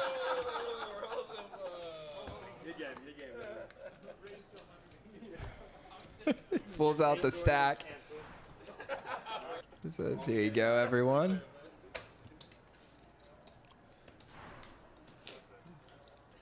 You won. I lost. No. So it was 10, Nick. We were speculating maybe because of the bigger buy-in they would go a little bit more. 10, not too bad. You have to make it worth it. Yeah. Sometimes I find it kind of funny, actually, how big of adjustments people are willing to make to preserve what is a pretty small bet for the game. So here's an interesting spot. I was playing the Jack 4 offsuit bounty game yesterday. I'm playing a 2-5 game, and the bounty is $25 each. I'm playing 8-handed. Yeah. One person standing away from the table. I've got Jack 4 offsuit under the gun. What sizing would you go? That's interesting. I think I would... But just blast it, right? Maybe. It would kind of depend on the table dynamics, 25 times $8. Yeah, sure. And we'll get back to what we would do there, as I want to get into this action. For sure, for sure. A lot of really, really strong starting hands. Looks like Jello's opening himself with pocket 10s in early position. Preston had called, and now Cashman has ace-king, the church. Yeah, and he's coming in with the squeeze. Of course, and... Daryl lets go of pocket 8s immediately. Didn't even think about it. Yeah. I mean, with a Jello early raise and a Cashman re-raise. I wouldn't be surprised to see this money go in, honestly, because of Preston in the middle. And Jello probably thinking that Cashman's going to be squeezing fairly light. So I wouldn't be surprised to see Jello. Okay, he just calls, which is also totally fine. Yeah, and the reason why I thought he was going to call was because I don't think that Cash is, Mr. Jello is comfortable 4-betting and getting this in. Like, just pocket 10 is just a little bit below where he feel comfortable doing that. Maybe pocket jacks, he feels like comfortable doing that. Yeah. Just a thought. For sure. I'm assuming this was a $10 straddled pot with the raise to 30. And pocket 10s does feel, I think so. And pocket 10 does feel like a usual natural call versus 3-bet. Well, when you have the other guy behind you, it does I think that changes things. Yeah, for sure. Because you want to drive his equity out. Yeah. And if it was a straddle pot, then Jello only has about 50 big blinds. So then I think it's kind of reasonable to get it in against someone that is very capable of squeezing fairly light. 10's a pretty strong hand. So Evan would have been the person who had the capability of straddling, and I don't know if he has been or not. So I guess we'll have to kind of just speculate on that and see. Ask Jello after the hand. Yeah. Just because it was a raise to 30, I'm assuming that there was a chance there was a straddle on there. Yeah. But maybe Jello's just going big because of the game being loose. Here it's going to go C-bet from Cashman to a small sizing, which makes sense on this board. And he checks the turn. And Jello has the best hand. Feels like he's got a great chance to get to showdown right now. Is he going to go for some value and protection here? No, he checks it back. Makes sense. And then now if Chris checks again, do you expect to see Cash go for the value? Or is he thinking Cash would have bet with, well, like what hands can we really get value from? I was just wondering if you think Cashman's going to be 3-betting 8s here. Yeah. 7s. 9s feels like maybe he's borderline. Yeah, that makes sense, but that's very thin to just go after one. Yeah, and I mean, I assume Cashman just flatting like 7s and 8s here in the small blind. Like, so we are limited. Could you potentially value bet against Ace King? I don't think Cashman so. will call here. I don't think so. We're gonna find out. Jello does value bet. I think Cashman's gonna expect Jello to have a hand very similar to what he actually has, and I would expect him to fold too. And probably if he does fold, then maybe it's a little too thin. Because like we said, probably doesn't have too many smaller pocket pairs here. Maybe 2 9s, maybe 2 8s. But if he calls with ace king, then Jello looks like a genius. For sure. And he might. He very well might. No, not this time. Good fold from Cashman, and Jello scoops in a healthy pot there. We've got YMC Learn Chinese in the chat here, Frankie, saying, I'm so excited to hear Nick and Frankie commentating. We appreciate that, and their charming voices can make your ears pregnant. That is, you know, a compliment that I am unable to accept, but I think that is very sweet. Oh, that's hilarious. We're just trying to do our best here. I would love to be in the felt right now, but I also love just watching the boys play and being able to kind of learn with Nick here and with all you guys. Kind of just threw some deep uncapped 2-5, and we're going to see a lot of action here tonight. I'm really, really wanting to see a 5-digit pot. Like, I want to see 10K something. Does Evan have enough to get into a 10K pot here? We have 3 players on the table. It does look like he has about 5K stack. It's approaching that. Are those purples there on the front? DC's been pretty tame, though. And I mean, he's done a couple, like, no huge squeezes from him. Yeah. He's active. He's very active. Definitely active. Yeah, but not too crazy. Definitely loose aggressive. So Bo comes in with the sneaky limp with the 2 10s. He does get isolated by Cashman here with the... See if he limp squeezes. Sneaky, sneaky.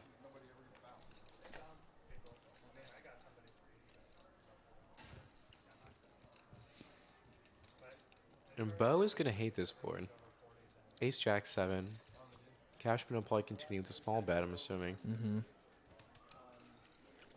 you think Bo's going to tag along for 1 here, or is he just going to be out of here? $15, I bet he'll peel 1. 10 would be. Oh, 20 it looks like it was. A 10 would be fun. And we are up to 74 viewers in the chat, Frankie. That is just about to crest our all-time high, which I believe was 78. Hey, guys, share the stream right now, and I promise we're going to have a huge, massive pot. We want to get to 100 viewers. That would be very exciting for my first time in the booth here No doubt. with Nick. You know, we're building chemistry. We're going to be better every single week, and I promise you I'll be better on the felt every single week. I am doing my best to become the best, you know, poker player that I can, and this is going to be, you know, one of the things that helped me do it, watching these really, really strong players go at it. Cashman goes for a, you know, I think that a lot of people, like, don't do this enough. They can go for a very small value bet on the flop. They keep their range wide. And then on the turn, they can go for their big value bet to, you know, target the hands that are, and I guess even 10s here, or the top of their range. So. Small bet, big bet. Exactly. As we like to call it. Wolfgang Poker in the mix. Appreciate that, Wolfgang.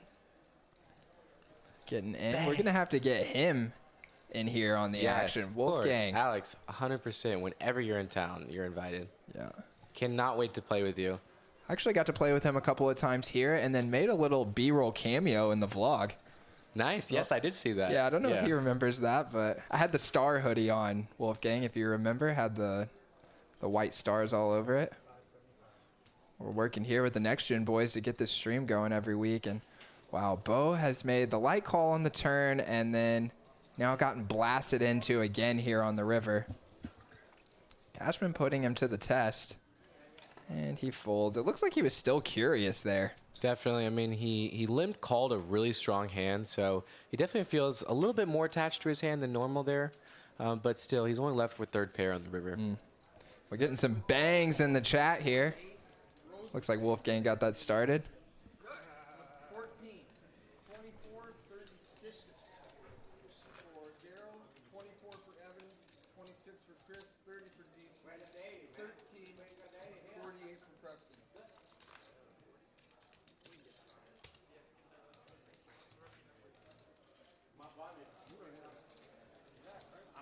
Wolfgang giving us some love for Haslet and Frankie. Appreciate that, dude. Of course, I remember you. What a sweetheart. Well, come play with us, dude. Last time Alex was in Dallas, we got some lunch, and he was talking to me about some big games that he was playing, and he has been playing some really big games, and I've been excited myself to, get into some bigger games here at Poker'S. I played in my first ever 5-10-20, and actually was a 5-10-20-40, and that was on a stream here a couple weeks ago. And then, as we talked about earlier, I'm playing on a Max Payne Monday here on Halloween night. So Alex, you inspired me to keep climbing up the stakes, and like I said, I'm really excited to play with you when you're here and hopefully get into some big vlog-worthy pots. No doubt. Daryl gets out flopped here as Rosie picks up second pair. See how he navigates his way to showdown with 80% equity lockdown on this hand. There are a couple of hands here that could be sticky. Did Rosie open here? Frankie, I'm not 100% sure. I was reading that chat log. No, I'm just a little bit surprised we didn't see a 3-bet here from Daryl. It's the hand as strong as pocket nines. Rosie, we want to get a lot of value versus what he's opening in the hijack. Yeah, and I got to imagine that there was no 3-better. Rosie probably wouldn't be in there. Exactly. That's what I was. But the pot is $127. Looks like Rosie just opened in the hijack with the jack 10 off. A little bit. And it could have been a straddle, so he just opened larger, and Dale's not trying to raise that larger raise from Rosie.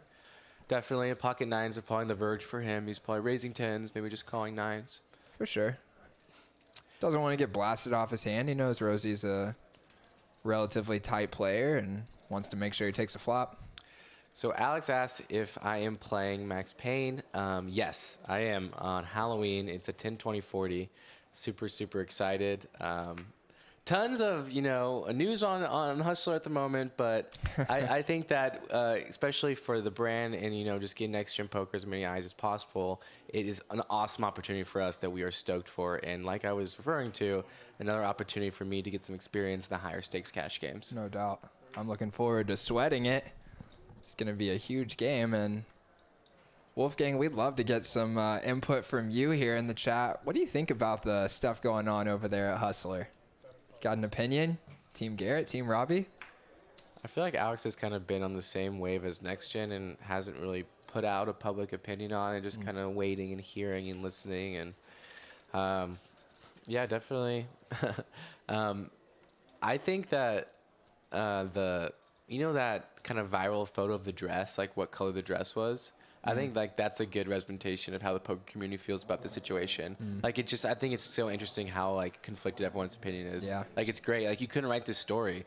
And as someone who makes vlogs, I'm constantly trying to write cool stories and create this whole script for each vlog and rising action, a conflict, and how many rising actions and conflicts and plot twists have we had in this Robbie story? Every time you think you got it figured out, something new happens. I mean, it's crazy.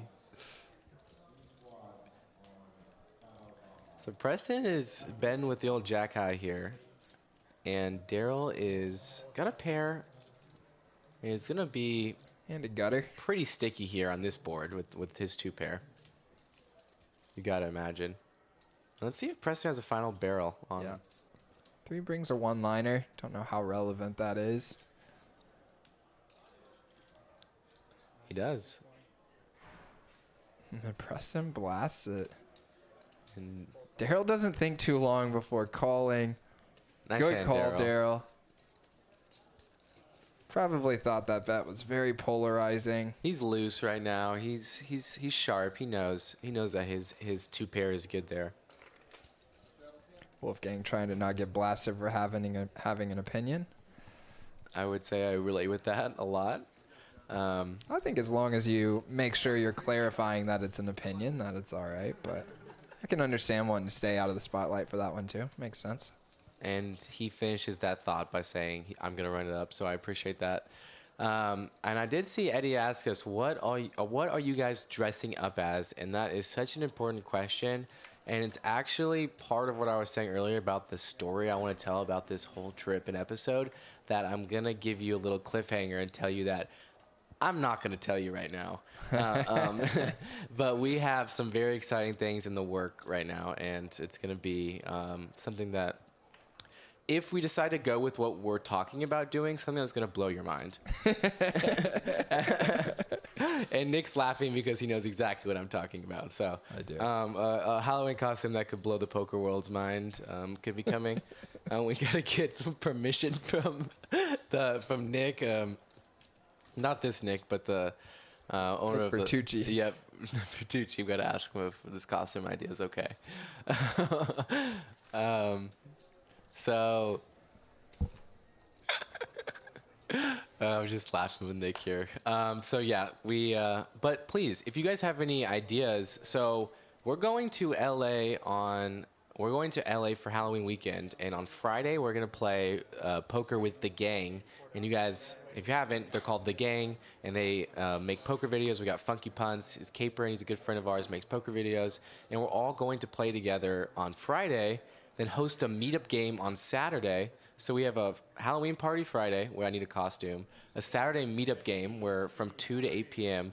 we're hosting a meetup game at Hustler, where everyone can come play with us, 1-3, and I need a costume for that, and then then Monday for the show, we're gonna need a costume. Is Monday the actual Halloween Monday day? is the actual Halloween day. Okay, Yep, gotcha. Monday night. So you're going to have to do multiple costumes. I am gonna have to do, yeah. So please. That's fun, though. Fun, yeah, exactly, just fun. And It's fun. Friday will be the super fun party day. How about we get some suggestions in the chat for what Frankie wears to that meetup game? Or all the boys, if you have any themed costume ideas. Could be poker related or non-poker related. Cash money with the Jack 4 bounty. Oh, nice. Very- Looks like you won that one without resistance. Yes, huh? he did, because it folded to the button, and when you're in the small blind and the button opens, it's just such a good spot for you, because your 3-bet's going to work so often, and this time it does work. 15 minutes. For $90.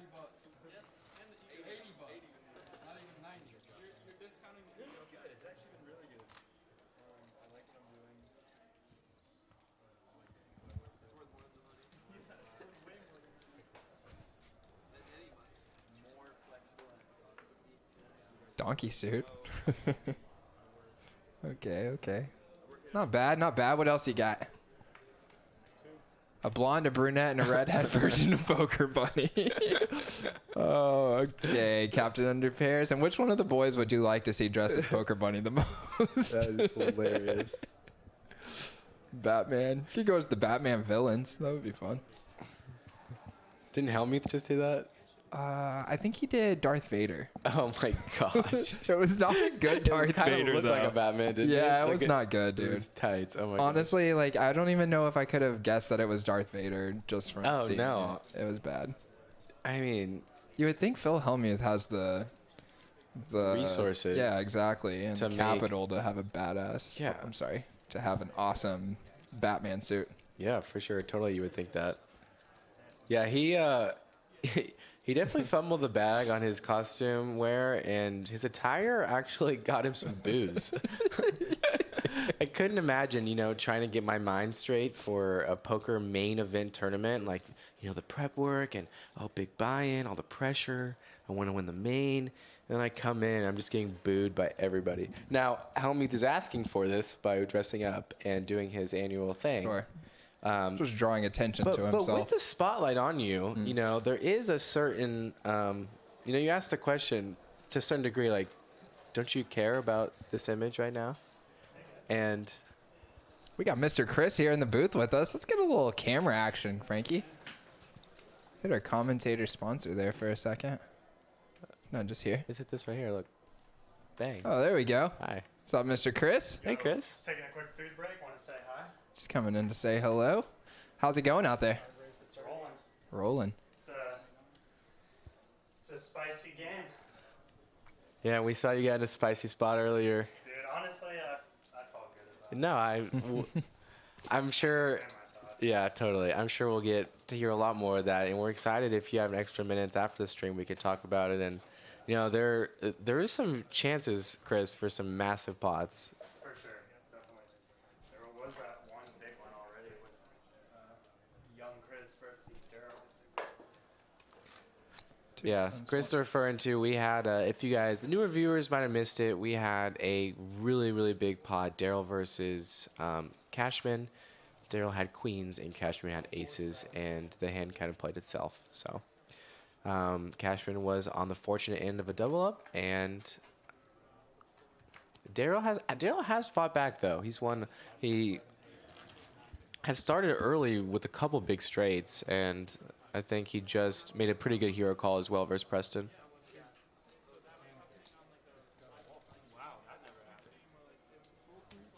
And I don't know if you heard that, but Rosie said that never happened. yeah, He's talking about a walk. Yeah.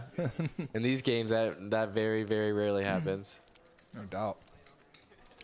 We've got Evan here with 1,000 big blind stack, and that actually pales in comparison to Cashman, who has the over 4,000 big blind stack, and DC, who has about almost a 10,000 big blind stack. So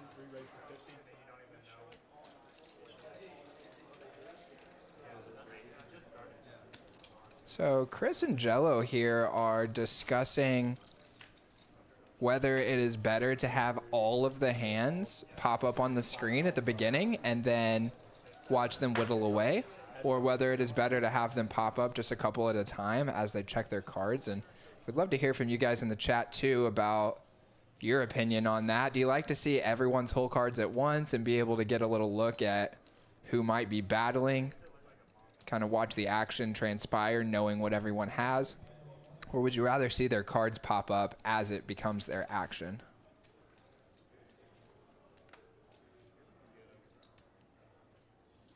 We'll definitely be able to take a look at the stream after the fact and kind of compare. And we don't want to, I think the biggest advantage of not showing it all is, the surprise element of when you see one big hand and you see a raise and maybe a cold call, and then you get to the small blind and you get very surprised by that aces or kings or queens. So that's definitely one thing to factor in here. I kind of heard Chris mention that he thought that people might think it's like a bomb pot. Definitely another thing to consider here. But yeah, definitely would love all you guys' input. And the beautiful part about beginning a stream is that there are so many different ways that we can make it better and really use your input. Because of the size of the stream, we get to see all your comments. Like, we're not missing a single comment from you guys. So everything you guys say is going to be, worked on and implemented throughout the weeks. And since this is every Sunday, we're gonna get better every single Sunday. So thanks for sticking in with us today, and looking forward to, I'd say one other relevant factor too is that it crowds up the screen a lot whenever you see everyone's cards pop up at once, and it can be a little overwhelming to sort through it and try and even see what everybody has. Although I will say I'm already getting a little more used to that and kind of being able to pinpoint who I think is going to be in the hand and start to develop what you want to say about it. Yeah, I think that the biggest thing would be wanting to see people, and I want to maybe go back in the stream to see if there's any point where I felt like I wanted to see something, someone's reaction, and the cards maybe blocked it. So sure. I've had a couple of different opinions here.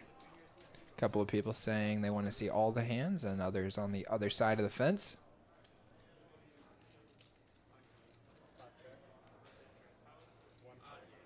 Kim saying watching on your phone is tough with all those hands. I could see that too, for sure.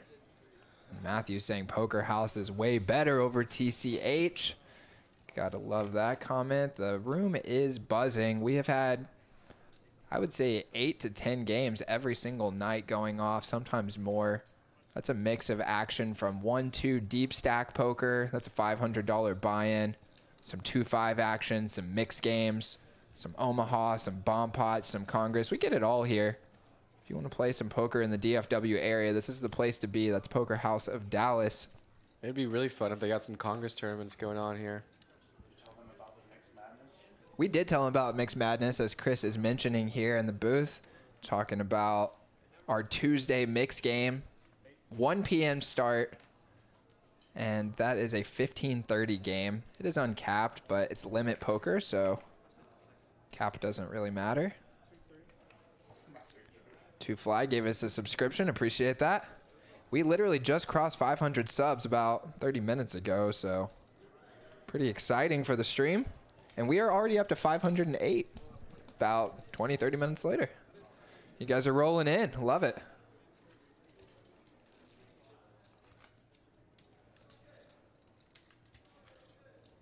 Daryl's getting in the zone here. As we're on hand number 60. Yeah, the massage zone. Oh, yeah. Yeah. Gotta love it. Gotta love. I think we had a little love for the massage girl in the chat a minute ago, actually. I really wanna play at high enough stakes. Or I guess maybe I just need to work on my own, you know, investing portfolio to really feel like I could just get a massage every time I play. How cool would that be? Like, if you're making so much, I'm saying is like you're playing so high stakes that it's like, oh, massage Yeah, is it's nothing. It's worth it because it's nothing. There's a couple of legendary Phil Ivey photos of him getting Right? massages. That's what I'm thinking about here. Yeah. And we've got some action hands here developing. Nice. And this time we see DC is going to be on the right side of an ace-king versus ace-queen. And It's also on the right side of Chris here as he has position on him. wow, big raise. Looks like it went limp from the cutoff, open from the button. These guys are all four sitting right next to each other. It's it's cutoff a button, cold small four. blind, big blind. Yeah, cold four. I mean, this is a tough spot for Chris, honestly.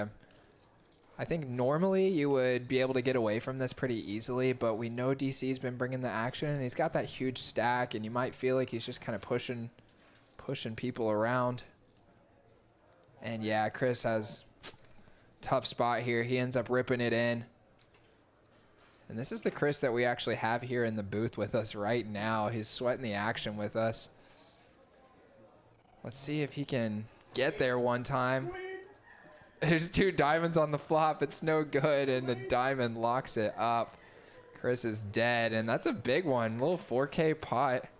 Got to give Chris some credit for not showing that on the face when he came in here to take a breather. That's a tough spot. No spoilers. No spoilers, he says. It's not a breather. I'm out. Oh, and he's out of there. Tough spot. Ace-queen against ace-king. Against the guy who's been bringing the heat all day, and then you run into the cooler situation, blind versus blind. Yeah, for me, it was a slam dunk. You know, like 3-betting small blind versus button, and then having ace queen versus DC. Sure. Chris says that for him, that was a slam dunk, get it in. Based on the action and the players involved. Makes sense. That's a tough one.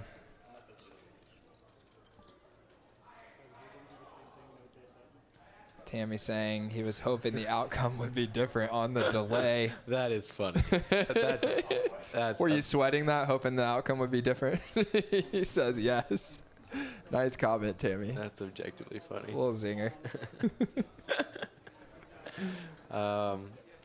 Yeah, I hate to see that, as you know, we're always rooting for you know, co-commentary partner Chris from Haslet House, but he feels fine about the play, and you know, this is poker. As we saw, DC kind of got in the same exact spot earlier, where he jammed ace queen against an ace king, and now it's happening reverse. This time he's on the better side of it, and what happened to be the bigger pot for him. So that's how it goes, and I think Chris would admit that in a lot of other situations against other players and other games, you could fold ace queen whenever it's raised, 3-bet, cold 4-bet, but this time, just because of all those factors lining up, it just felt like it was a I mean, now we spot have you gotta seen go with it. we have seen ace king cold 4-bet twice now, and we haven't seen a cold 4-bet from any other hand. Now I'm just saying, I would like to see, or I usually don't see, a lot of 4-bet bluffs without, you know, with that range we're talking about, ace king plus, jacks plus. So I would say this specifically, though, where This it's spot was button, different, small yeah. blind, big blind, and then the big blind is the looser, deeper stacked player. You know. in the last time, it happened to be an early position raise when Cashman went for that cold 4-bet, and now in this case, it actually was a late position raise, and then a late position 3-bet, and then a late position 4-bet. You know, Exactly. So it really does change the dynamics, changes the ranges. Yeah, it changes everything. Yeah, I thought you could easily have like some ace jack off, queen off, some suited aces. Yep. Chris telling us some hands that he was having run through his mind that he thought DC might have there. Some ace-jack, some suited aces, some smaller suited aces like an ace-5 or ace-4 suited. Could also have some pocket pairs that are smaller than a queen, like 9s, 10s, jacks, and even though we're kind of flipping with those, there's already a fair amount of dead money out there in the middle, so we would be giving up our equity in that money if we were to fold. Now, are you ever just calling there? Like with... I don't think I would ever call there. Is there any being out hand of you're just calling position. there? That's a good question. I would have to think about it for a minute, but with ace-queen offsuit specifically, I feel like it's just kind of hard to navigate. Yeah, I hate putting in $100 out of position. For sure, and I mean the way Well, it 500, excuse me, 500. yeah, It was and $500. exactly. And, oh yeah, I forgot for 500, and we only had 2K, right? That's what I'm saying. I was Yeah, just wondering, no, like, I get in these type of spots where I'm like, do I ever flat here? As we do see a pretty juicy board. Rosie has the ace high flush draw, and Preston picked up 2 pair. And Rosie has the open ender to go with it. And it does look like the graphics are a little wrong here. And I think Ming might have alluded to us yeah. that there was going to be some graphics wrong. So we don't know Cashman's hand right here, but it's actually just a battle right now. Cashman versus Preston. They're heads up right now. And Yeah, this one got out of hand here on the for sure, action tracker. It's all right, though. No big deal. it happens.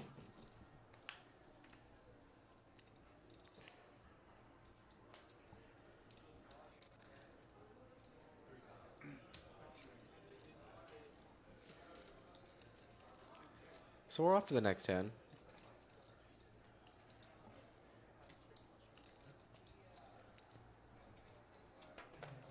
And then also, are you, more likely to call with like an ace-queen suited? Because there's more playability post-flop versus like an ace-queen offsuit where you're more wanting to just jam it all in right now and just, see all 5 cards. I would say in terms of more so than the offsuit, yes, but I don't think that I would ever crest like just flatting with ace queen, or probably any hand right there. Yeah. Just because of the way the stack sizes were set up and the bet sizings, it just feels to me like there's just not really any hands that I'm gonna do better defending and then checking to him. So do you think he is using a strictly linear four betting range there, or like some polar, like so putting in some bluffs? And when I remember that, I think he's just four betting his best hands and then not. Like ace-5 suited is something that he might bluff with, is what I'm saying. Do you think he's probably using like that kind of strategy? Where he's mixing in just bluffs and then the best hands? I mean, I can't guess exactly what his candidates would be, but I would guess that he is going to have some strong hands and some weaker hands. I mean, ace-5 suited, I think, is a pretty common That's the one hand candidate. people say, right? Yeah, It's always exactly. been like, that's the hand you bluff with. For sure. And it is a decent candidate for sure. But as Chris mentioned, hands like ace-jack or ace-10 offsuit can be good for that too. And especially like as the stacks get more shallow, you'd rather have that ace-jack as opposed to that ace-5 suited, even if the ace-jack is offsuit, because the very small equity advantage that you gain from the suitedness doesn't overcome the equity advantage gained from having the larger cards, right, as the stacks get very small. So I wouldn't be surprised to see him show up with any of those hands as candidates there, though. Probably they're going to be mixes for him every time, right? Like if he has ace-jack offsuit, maybe sometimes he just folds. Yeah, and I think that he thinks that Chris is, a strong enough player to be not just 3-betting the nuts.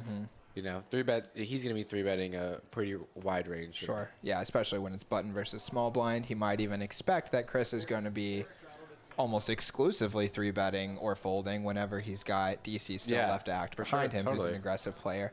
And also Daryl had limped in that hand. So it's also possible that Chris is going to go to like a 3-betting strategy to drive Daryl out and get the pot heads up. Yeah. I think that's a very, very good point. We had seen DC do some cold calling earlier in the night with some hands like king queen offsuit. I think he cold called a couple of times with those. So it's kind of hard to tell how his cold calling strategy might also interact with that cold 4-betting strategy. So maybe a hand like ace jack offsuit, he actually mixes with some flats as well. Hard to say. You just have to play with the guy longer, I think, to figure out those details. And that's why I'm glad we're here in the booth today, because we don't often get a chance to see these players that play some of the biggest games in Texas. So Very exciting moment for us and for everyone watching. So No doubt. 9-bet 35. 4 call. You're good. the battle of 10-4 and 10-5. Daryl Peels won. Daryl's been a straight machine today, so I'm feeling an 8. Yeah. Just missed.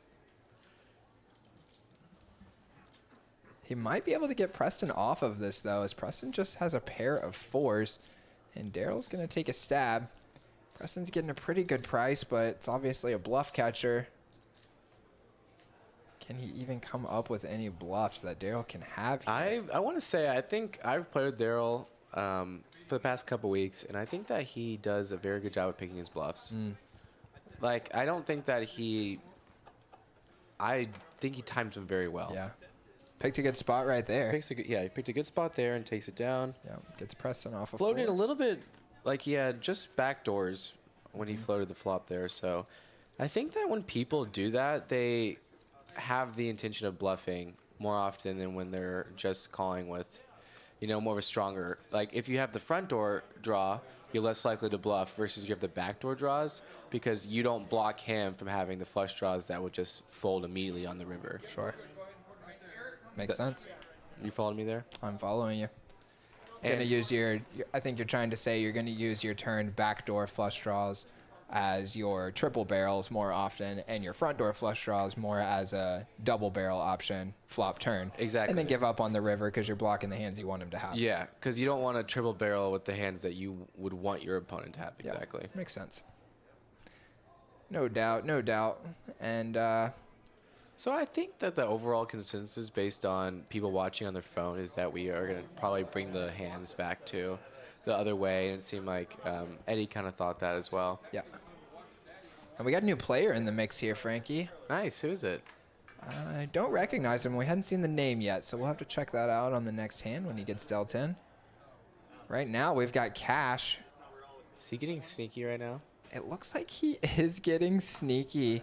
We've got an open, a call, and then Cash overcalls with the 2 kings, trying to get squeezed behind him. He gets Preston to come in behind him with only 4% equity and Daryl with only 2%. And then now Preston has been flopped dead. And it's going to be Cash fading all of those hands, taking a flop against him. Pretty lucky, honestly. I mean, I have to imagine that if it went Evan under the gun raise and DC under the gun 2 flat, that Jello would have raised under the gun 3. Well, that's what happened, it looked like. Interesting. I thought maybe that Evan had straddled and Cash was going for the limp squeeze play, like just call the $20 straddle and go for a limp squeeze. Hopefully someone else isolates. But Sure. It would have still been an over limp, and that would have meant DC. it still would have been interesting, yeah. But I think it was $30, wasn't it? I think it was 34 ways. We'll have to ask Cash about this. We'll definitely see this on the vlog.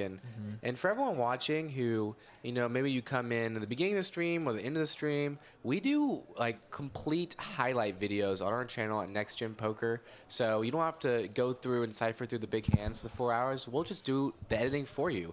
And we'll crop together the highlights. And actually, it's very exciting. Our first live stream highlights video is going to come up this upcoming Sunday, a week from today.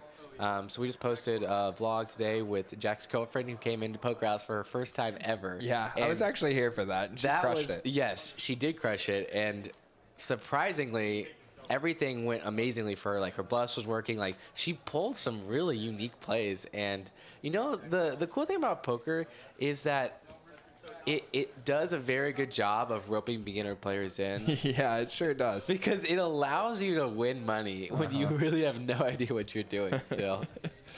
As we saw, Robbie scoop home a $230,000 pot with nothing. Not going back to that, so.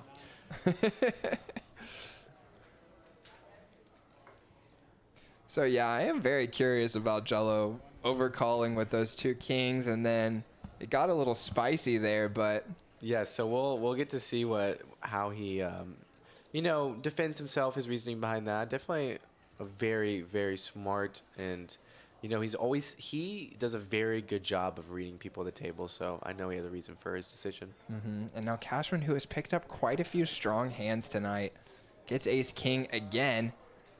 And Rosie kind of steps in it. Third time with ace Looks king. like an open and then an ISO from Rosie, or a 3-bet ISO from Rosie. This is a pretty loose play from him. A little surprised to see that. And Rosie is clearly making an adjustment to isolate Bo. Bo has been, opening wider and, bringing action in the game, and he would be the first one to admit that. And Rosie is definitely 3-betting a little bit wider than normal. And Cashman is, benefiting from that here, takes it down. $72 profit, totally fine, not seeing a flop. Yep. Rosie makes the wise fold. And did he cold 4-bet again? That's what it was? That was open 3-bet, cold 4-bet. Yeah. So just second time him doing that, and third time tonight, cold 4-bet from ace king. Kind of I think Rosie is probably a little suspicious there. I think there's maybe a little bit of a lure that goes with guys that play higher stakes than what they're playing currently. You kind of feel like he's going to be in there pushing people around, and Chris is fast becoming a local legend. That's him there in the 3 seat and the he's gonna love that. in the purple hoodie there. Well, I mean, it's true. You've earned the credit when you're in there battling in the highest stakes available when you are quite the youngster. I don't know if he wants his age revealed. Cashman texted me today and asked for a seat, and he is, like you said, becoming a local legend. So wanted to have him on, and very glad he came today. And he's going to continue to, I'm assuming, just kind of the sky's the limit for him. So Yeah, he's going to no continue making it, like building his name and just crushing it. I know that he plans on firing some big tournaments this year. Nice. He's typically a deep stack cash player, but I know he's open to some of the bigger tournaments. Like he told me that he was considering going down to Hard Rock for their big invitational here in maybe November. Maybe in November they're doing a big series, and we know Hard Rock likes to do some big tournaments there. So In Florida, you're talking yeah, in about? Florida. Okay. Yeah. So definitely excited to see everything that he does, and we're good friends with him as well. So maybe we'll be battling with him soon too on the 25-50 stakes. I know he always kind of semi-jokingly invites me to come play with him. Nice. But not quite ready for that. And Getting close, though. I mean, I've already been playing in some pretty big games. There's definitely games that I still think I could definitely have an edge and be a winner in 25-50. It's just about finding those games. And then the second and more crucial part to that is having the bankroll. And right now, I think it's smarter just to grind 2-5 and build my bankroll naturally instead of trying to get 2. I don't want to say impatient, but shot taking at a slow and smart amount. Yeah, sure. Of course. Makes perfect sense. And Cashman's in there for this one with... And Evan's been a little bit quiet since he started off the stream super hot, and ace-5 suited goes for a 3-bet, trying to thin the field here. Cashman just called the 20, defends the 7-6. Even though this hand plays pretty well, and they are very deep, so actually I don't mind at all Cashman taking a flop here. Sometimes I'll just fold because my range is so capped after calling and then getting squeezed behind me. But when you're as deep as these two guys are, I think it's just a mandatory call. Yeah, I was thinking the same thing. And Cashman does flop the gut shot. Jordan says it is a sick flex having 22K at 2-5 game. I actually think it's pretty sick. I agree. I think it is a big flex. Especially when you're the youngest guy at the table. Yeah, I think it's sick. Now, I'm all for buying in short and running up a massive stack. I think those are some of my favorite nights, too. And I remember one of my favorite days came from a vlog when I still was, at the very beginning of my poker career and journey, where I bought in for $200 at Magic City, and I had my biggest win ever. I ran up like 200 to, I think, it was like 1,500, like 200 to 1,500, and I just loved building that tiny stack to like just all, For sure. all $5 chips. It's a $5 chip table, and I ran a 200 stack to 9. Yeah, and you got a pyramid going. Exactly. So That's some of nice. those are just some of my best memories too. No doubt. No doubt. Looks like this is a Cane's sponsored stream now, as over half the table is indulging in some fried chicken.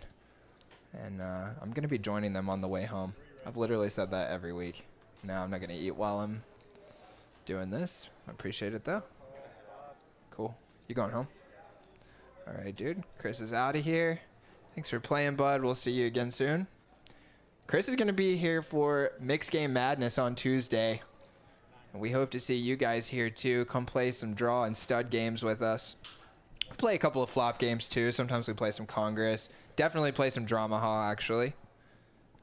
And if you're interested in learning / playing those games, then get over here to Poker House at 1 p.m.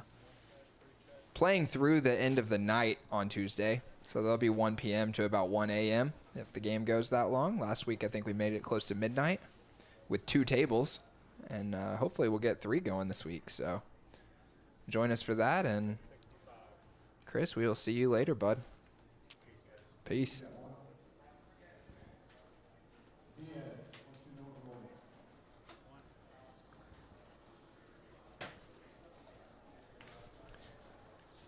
Actually, last time I ended up on the stream, I was in a very similar spot to Chris where I got it all in against the loosest player on the table with ace-queen against ace-king.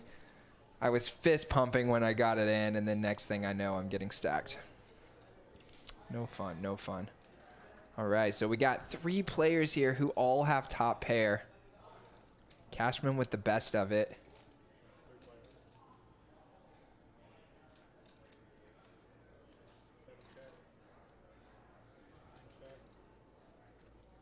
Check, check, check, and Cashman's just going to check it back. Had an opportunity to maybe go really thin there, but the river brings a one-liner and brings in the front door flush draw, so also reasonable to check it back whenever you got 2 other players in the mix with you. Maybe if he was heads up, he'd consider going for thin value against a 10 there, but don't blame him for checking that one back and taking it down. Dennis wanting to know if the boys have careers after college, or is it just Poker House and YouTube? Yeah, well, definitely have some careers. Rosie is a financial analyst right now, and Jello is, he's working at a civil engineering firm for a while. I think that he actually just got a consulting job offer at Bain, so he actually is going to be probably just focusing on grad school, which he's in right now, until he starts that job next fall. And then right now for me, I had a consulting job earlier, and that ended about a month ago. So right now I'm just doing next gen poker, playing poker, and kind of just figuring out my life one step at a time, whether I want to, or we're trying to take next gen to be, the full source of, what we can do, because it's our passion. So essentially we're all kind of playing poker on the side right now, but hoping for it to be our full-time career at some point. And Rosie still gets, to play poker at least 3 or 4 times too. And we're all going to stay in Dallas, which was the main goal for the team. And to be able to do what we do, we just have to be in the same place with good poker action. And we're lucky to be in Dallas for that. No doubt. And this is going to be kind of an interesting hand as both of the guys have been counterfeited on their pair. Looks like Jello's going to take a stab at it, and that'll probably work. Yeah, and Eric, our new player, bought him for $1,000. He's out of there, and Jello wins a small one with the 9 high.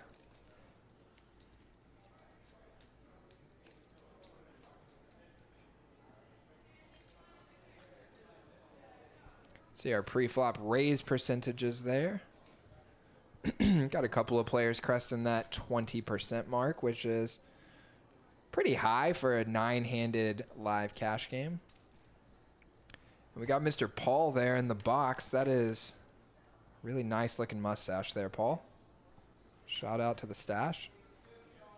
If you got any love for the stash, then give us a like on the stream here. Give us a sub. 4, 5, 6, 7, 8 raised to 20. Give one more check here on our subs. Let's see if we're still going up. We're at 509. Living the dream. Yes, I am.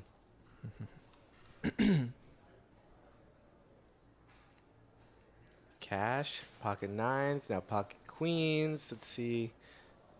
A lot of there hasn't been, that many action boards where you had two players with, a lot of equity pushing the action. It seems like the best hand either is held or held predominantly tonight. Sure. Angelo makes the super nuts here, but unfortunately, both of his opponents have nothing. He's going to have to get someone to bluff. And it looks like he doesn't want to let it check through again. He's just going to bet and probably take it down. He goes with a tiny size. Could this possibly induce a raise? Not from Preston. Okay, Bo's going to call with maybe some plans of leading on the river here. It's an interesting call. Not sure what he was hoping was going to happen. He's run up against the worst hand. And he does lead. Jello's probably really excited right now, hoping that he's going to get a big raise and a call here. But I think it's going to go raise, snap fold. The very small sizing on the turn, though, did earn him an extra $70, though, Frankie. Yeah, I think that was a great bet. 8 raised to 250. 250, and Bo is snap out of there. Cash wins a few hands in the last few minutes here.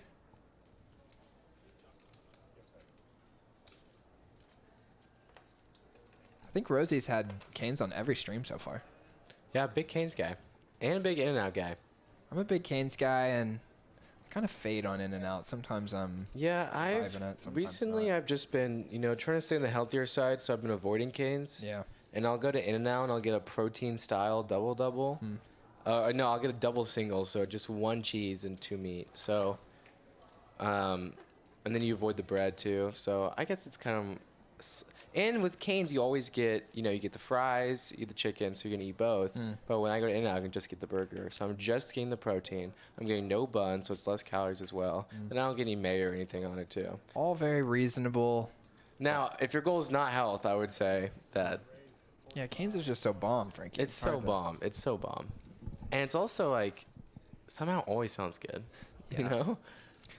Canes feels like right now the one fast food that I can't turn down for health reasons. Yeah.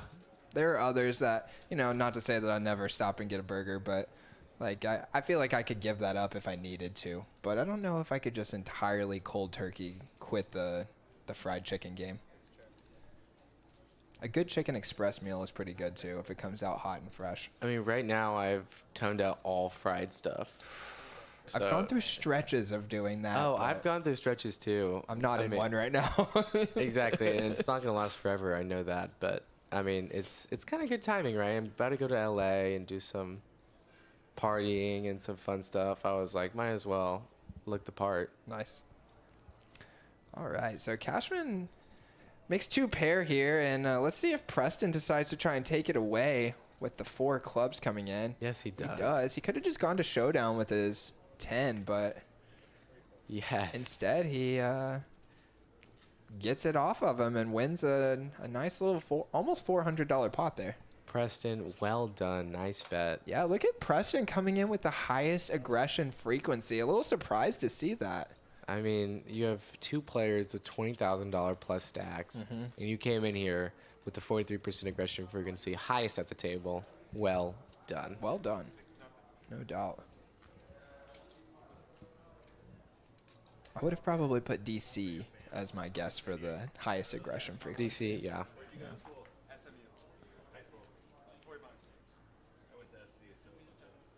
Oh, we got a SMU alum. Yeah, 5. 6 raised to 30. 7, 8, 9. We got 60 viewers right now, guys. We'd love to see that number keep bumping up and up. We've got about an hour and 15 left on the stream here, so share it for us and let's get some new views in here. See if we can crack that 80 number, which I think would be our all-time high.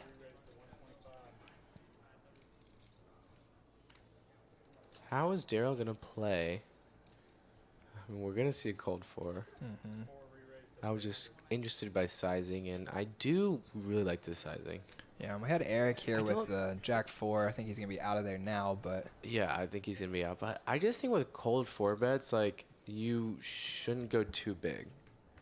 That's what my overall opinion would be. Which he didn't here. I think this No, was a I really think good size. Yeah, I think so too.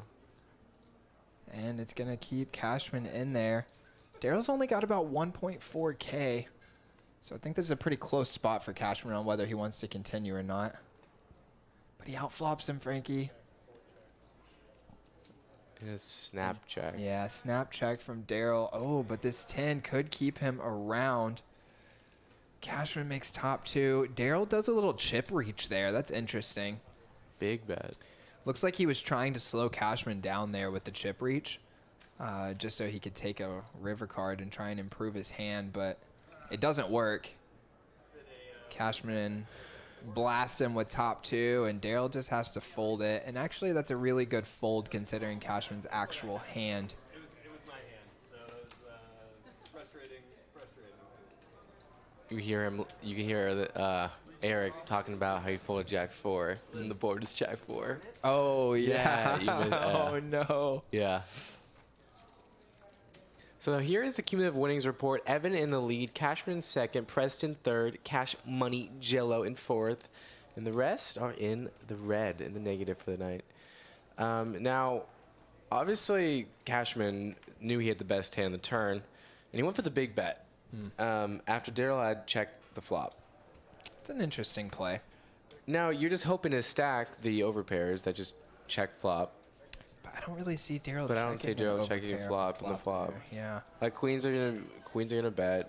I mean, I think he's gonna bet all his overpairs. With his stack size, I expect him to just be trying to just trying to get it in. Exactly. Yeah. Just trying to get it in right now. So yeah, you're thinking maybe a smaller bet there gets called by Just a hand hoping like ace king. Yeah. or ace Because he queen. had ace king at 90%. If he puts a $100 bet out there, Daryl's calling. I mean, we're Oh, for sure. now we don't. He can't see the cards. Oh, Daryl just flops it. And Preston's got top pair. And we have to critique Cashman because he can handle everything and more. Someone mentioned in the chat that we're going at him. No, we're just sharing our opinion on a great player play. Daryl's slow playing. It's a rainbow board. Daryl checks again. Oh, and Preston picks makes up trips. Oh, jinx on that. Let's go. this is gonna be spicy. If he goes big, Oh, he Daryl's called just gonna so call. quick. Yeah. He called so quick. I mean, Do you think Daryl should consider raising them? I think that I definitely would have. Just a raise fold? What do you think about that? Yeah, I don't know. I wish I was paying a little closer attention to the stack sizes. I mean, and he had things, but 1.7 back, and the bet was 175. So I think you can go for a raise fold, right? Like make it like 450 or 500, Yeah, I and then think fold so. if he jams. I think you could, for sure. I mean, it makes a lot of sense for I mean- Preston to have a 9 there after he bets flop and then checks back turn. And it doesn't seem like it's very possible. I'm saying if you do raise for value and he does re-raise, that you're Yeah, gonna- I don't think that you would ever be good at that Yeah, point. and you can make a pretty easy-ish folds. Yeah, I mean, it's a little dicey because Reluctant you're. folds. I think at that point, Preston's just never bluffing, so you would just have to say he played a hand strangely. Yeah, But it could be a two pair. Yeah, but I'm just thinking, like, on the turn, he would have had to have 2 pair or a set to make a boat on that river. Yeah, And, and like, how how often is often he would he check checking? that back? Yeah. Exactly. So, Doesn't make a lot of sense. yeah, which is one of the reasons you why I should go for the raise. value. Yeah, Yes, exactly. That's exactly why you should go for value. Yeah. Wow, good little deduction there. Yeah. As Cash Money Jello opens U2 to, I think I opened $20 and Preston 3-bet to 70, and for 50, Cash just lets it go. Maybe if he was deeper, I bet he would call. If they're playing 5K, 3K deep, I think he feels a little bit at 1.5K, or maybe he's at 2K because he had double up at one point, so maybe he just feels like he's a little too short to defend. Yeah, it looks like he's got about $2,000 back there. And I know last night, someone at the table, the big hand that I played, he was a little curious. It's a $25 straddle on, and I limped 25, and someone raised 250, and there was a cold caller in between, and I I called 250 with pocket fives. The reason I did that was because we were playing $2,500 behind, you know? So there is a certain point where you're allowed to call with hands that you know aren't good at the moment because of the implied odds, which means the money that's behind the stack on how much money you can play for when you do go to the flop and you hit your big hand. So that's why, you know, you get to set mind, as they call it, just try to hit your big hand and stack over pairs. That's the name of the game.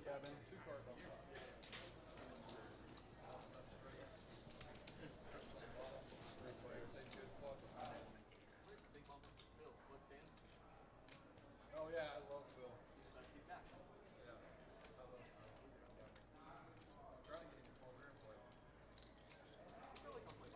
Eight bet 30. I played a Wednesday night game, Thursday night now. It's really weird. $1,000 call. I end up back. We end up with 4. 30 or more pots a night. I'm up to 3 grand. That's okay. Yeah, I had him emergency second made that said let dance on it. He said it so much. He burned over the thing, so the wrong card came up on the board. Yeah, be gentle about that. I counted for the order. We're good. Yeah. The people at home thought it was a pitching card because they saw the burn card. So Cash opened this one up to $30, and Preston made the call. Preston outflopped him, and after a continuation bet on the flop, Cash is just going to check this one back. Has the ace of hearts. Doesn't really help him at this point. Yeah, it doesn't have much of anything else. The Getting a pretty good price, but I think I'd be much more apt to float here if I was in position and was going to have a chance to potentially take it away from him on the river if he checks to me. But here it's like you're so handcuffed because you have to check yourself, and then now your only option to take this pot away is if he happens to bet, and then you get to check raise, and it's going to cost you yeah, a pretty and healthy price to bluff at it. And moreover, I think that with the queen out there, having an overcard to one of your cards, so now like if a 10 comes and he bets big, I think I'd rather have 2 overcards to the board. Sure. If I'm going to be floating here. Now, of course, Cash Money probably thinks his ace 10 is just good in general. So, yep, see, he does. Wow. Thinks he's good. And Preston's image and his aggressive play and earlier in the stream gets him paid big time with ace high. Yeah, I feel like Preston's played really well I think tonight. he's played very well. And, you know, he showed the bluffs at the perfect times. And he had 3-bet 6-5 suited. And Jellos definitely knows that. Now, when board comes dry, paired, he's going to call with his ace high. Preston gets paid. And Preston, is he our 3rd biggest winner tonight? It goes Evan, then Cashman, then Preston. That seems right. But yeah. Preston's done more with the cards he's been dealt. Yeah. Cashman, we've seen, he had aces and he doubled queens. But then he had ace king he had ace king times, 3 too. times. He had 3 cold 4 bets with ace king. That's all worked out for him perfectly. And he just won that big pot with the jack 10 suited also. Exactly. So Cashman's been dealt the deck a little bit better than Preston, but I'm very proud with the way Preston has played so far. And, you know, I hope that he comes back. Definitely give us his number. No doubt, dude. Yeah, for I sure. think he'll be excited to come back after seeing this action and Great. having a good experience. And he's a TCU junior right now, by the way, battling it out with some of the best players in Dallas. So No doubt. impressive. Impressive. Okay. All right, so he opens here to 20 from early position with the king 9 off. All the 9s are accounted for. And gets called 3 ways. Flop is going to bring bricks for everyone. So this is probably going to be a matter of first one to bet wins. Oh, and Preston turns them all dead. Just about. Evan's got only aces as outs. Everyone else is dead. Bet 35, 5, 6. Pretty nice turn card for Preston. I was going to mention that it's... Oh, and he checked it too. Which induced Bo to go for a little bluff. Nice. What a sneaky boy. He checks turn and now checks river again. Gives him the And rope. He does, and Bo is going to take it. I bet Preston's just snap calling here. Grabs the chips, boom, flips the winner. He as knows he he's puts the good. chips Yeah, that's in. how you. Yes, that's how you know you're good. When and I did this yesterday and I was not good at all. I did the where I called and flipped my hand over like, oh, I'm so good here, and I was not good at all. No good. Yes, it was so embarrassing. That happened to me just yesterday. Eric taking note that we got a couple of stacks of banana yellow 1K chips on the table. That's $20,000 in one of those stacks. And you can see those purple ones there next to the yellows. Those are $500 each. So yes, that is Mr. DC down on the other end of the table having almost a 40K stack. And then right here, that seat that's empty, that's Cash. I'm sorry, Cashman or Chris, who has a 22K stack. Most of it in those yellow chips right there, and those are pretty to look at, Frankie. Yeah, it was pretty funny when I met up with Cashman right before the stream started, and he was like, oh, I don't know if I have enough, and he only had 20,000, and enough. I think he was being a little sarcastic with that one, and DC had him well covered with the $40,000 buy-in. So, two players who wanted to come in and play some big pots, and unfortunately, the cards haven't really put them against each other. DC and Cashman have not battled in any really big pots, so... No, not yet, but it only takes one. You're right. That's just a great game. Got a pretty interesting spot developing here where there was a straddle, and then Eric just calls the open from Evan with the Jack-4 off and is now going to try and look for an opportunity to take it away. He does flop a pair, which is the best hand, but he's coin flipping with Evan, who has the king of diamonds and 2 overcards. Okay, and how great is it that Eric sits down and gets Jack-4 twice already, just thrown in the mix with these guys. Doesn't know any of the players. Yeah, and right. he has to battle for the bounty hand. And he actually raised there on the flop, Frankie. It was a bet and then min raise, which if he could see Evan's cards is a pretty interesting play. But Evan outturns him. It's just a dream turn for Evan. It is, and now Eric's in really big trouble. Is he going to try and do something to win this pot? Or just go to showdown and hope his 4 is good? I mean, it's very hard for Evan to have a queen here unless he had queen of diamonds. But yeah, Eric smartly checks, and He's probably just hoping that Evan had just a hand with the diamond in it. Like Yep. this hand, except if it was, let's say, king jack instead of king queen. you do have showdown value, so he doesn't need to For bluff. sure. And if you're going to bluff, you're trying to bluff hands that are better than yours. And There's a what lot are of those strong hands that he could have Exactly. too. Flop flushes. Now he can have full houses. So yeah, tons of strong hands. If you wanted to bluff, he's gonna take a showdown value. And unfortunately, this time Evan picked up the trips. And those hands that are slightly better than yours that you're going to be actually targeting are like pretty thin. Maybe like some pocket pairs like 7s, 8s, and 9s that have a diamond in them. Those would be worth, those are possibilities. But he just had a 4 in this hand. I know, I'm saying hands that if you decided to bluff there on the river, what are the hands you're actually trying to get to fold? He's not going to fold a really strong hand. And, Exactly. So it'd just be like pretty thin of a bluff when you could just go to showdown and Yeah, and you some already hands. beat the naked just ace X of diamonds hands. Exactly. Yeah. Excited to see how Jello plays this one in the small blind. Ace Jack offsuit. We've got a Cashman only going to raise. Strong, but With the Jack 4, we've Yes. seen a lot of Jack Yes. 4 action. and Jello actually has him dominate this time. Yes, he does. Excited to see what Cashman does. I'm very interested to see if he's gonna, defend his Jack 4 and put Jello in a very tough spot. I have to imagine that not only the bounties, but then the added and excitement of making a huge play to win the bounties on the live stream Yes, and he's makes you want to four-betting. defend. And he's He's 4-betting, yeah, with the because four he bet. can't defend. Oh boy, and Jello is now most likely just gonna have to fold and see the bad news. Yeah, pop that. I'm already getting my Table mic. I'm getting my finger ready for the table mic because Jello's a sicko. Jello's a sicko. Jello's a sicko. But I don't see it. Jello's a freaking sicko. I just don't see it. He's thinking about it. Gosh. Go ahead, turn the table let's mic up. quiet it down. Let's quiet it down. Come on, you sicko. Do it. You sicko. 1.4K. Jello, for the 60 people It's watching. a pretty good sizing to do it. For the 60 people watching, just dunk it in his face. You have 88% equity. You are a legend. You are a hero. I mean, this is... Oh, and then you see it on his face.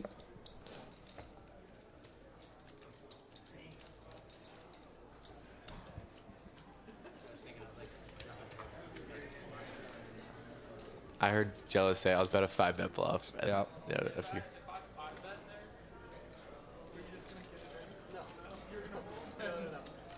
I didn't like you thinking about it. I wasn't gonna call. I almost did something dangerous. Would have been a very reasonable candidate to do something dangerous. Can't say that it's the best play necessarily. There's other candidates, and you probably don't want to be 5-bet shoving 300 big blinds deep too often there, but I mean, I agree it's a good candidate because Ace Jack is at the very bottom, you know, so you're not going to be calling. But, I mean, to have a 5-bet bluffing range is already a very difficult ask. and I think in that case you would want to take some of the hands that are stronger than Ace Jack offsuit, and you could even say like an Ace Jack suited that you would normally be folding, and then use that as your 5-bet bluff. Yeah. Because it wouldn't make much sense to be like, well, if I have Ace Jack suited, I'm usually folding. And there's 4 combos of that, 4 combos of King Queen suited, Ace 10 suited, Ace Queen suited, and Ace Queen off. Those are all better than Ace Jack off. And you know, how often do we really need to be 5-betting? Now, in this game, though, Ace Jack might be a better candidate because of the Jack 4 offsuit bounty. Sure. So just because of the fact he has 16 combos of Jack 4 offsuit. But wouldn't you want to unblock him from having Jack 4? Ooh, good point. Yeah, good point. I was just thinking about having him dominated. Yeah. But yeah, because he's not calling But he's not anyway. gonna call. Yeah. Oh, good point. Yeah. Okay. All right. We've decided. I think Ace Queen Yeah, Ace Queen. makes Ace a Queen good suited. candidate there. Yeah, so like Eric's pointing out for us right now, the reason you can't see how many big blinds, and we've mentioned this, we said it broke the software. No, it didn't break the software. The software doesn't just take in over 1,000 big blinds. After that point, it's like, okay, this guy's got so many big blinds, I can't even put this number on the screen. And guys, we've actually been told here just in the last few minutes that the stream's gonna be wrapping up here in just a second. Looks like the blinds are on the table, but Mr. Eric, who runs the stream, Eric the Guru, what is it that Eddie calls you, Eric? Craig calls me Eric Almighty Anderson. Eric Almighty, that's right. Mr. Eric Almighty Anderson. He is here in the booth with us for the moment. He was wrapping up the stream, and he's actually going to be heading out to Vegas doing some conventions to figure out ways that we can make this room and this live stream better and better, day by day, week by week. And we will be back here Nice. next Sunday. I'm gonna bring it to us to end the stream. Yeah, do it. Bring us in. And there's Mr. Eric. Oh, they're going through the stats right now too, though. So we're gonna. Cool, yeah. Well, let's do that first, and then we can chat for a minute afterwards. Okay.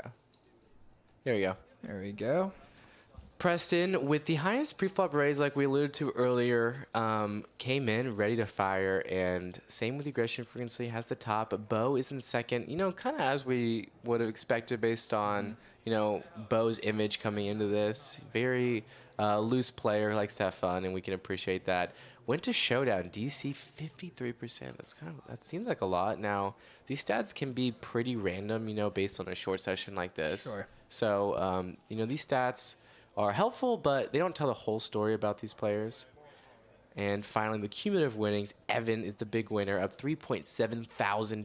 Cashman in second, Preston third, Cash Money Jello in fourth, and then we have some Bo, Eric, and Rosie. The close to even, but just a little bit down.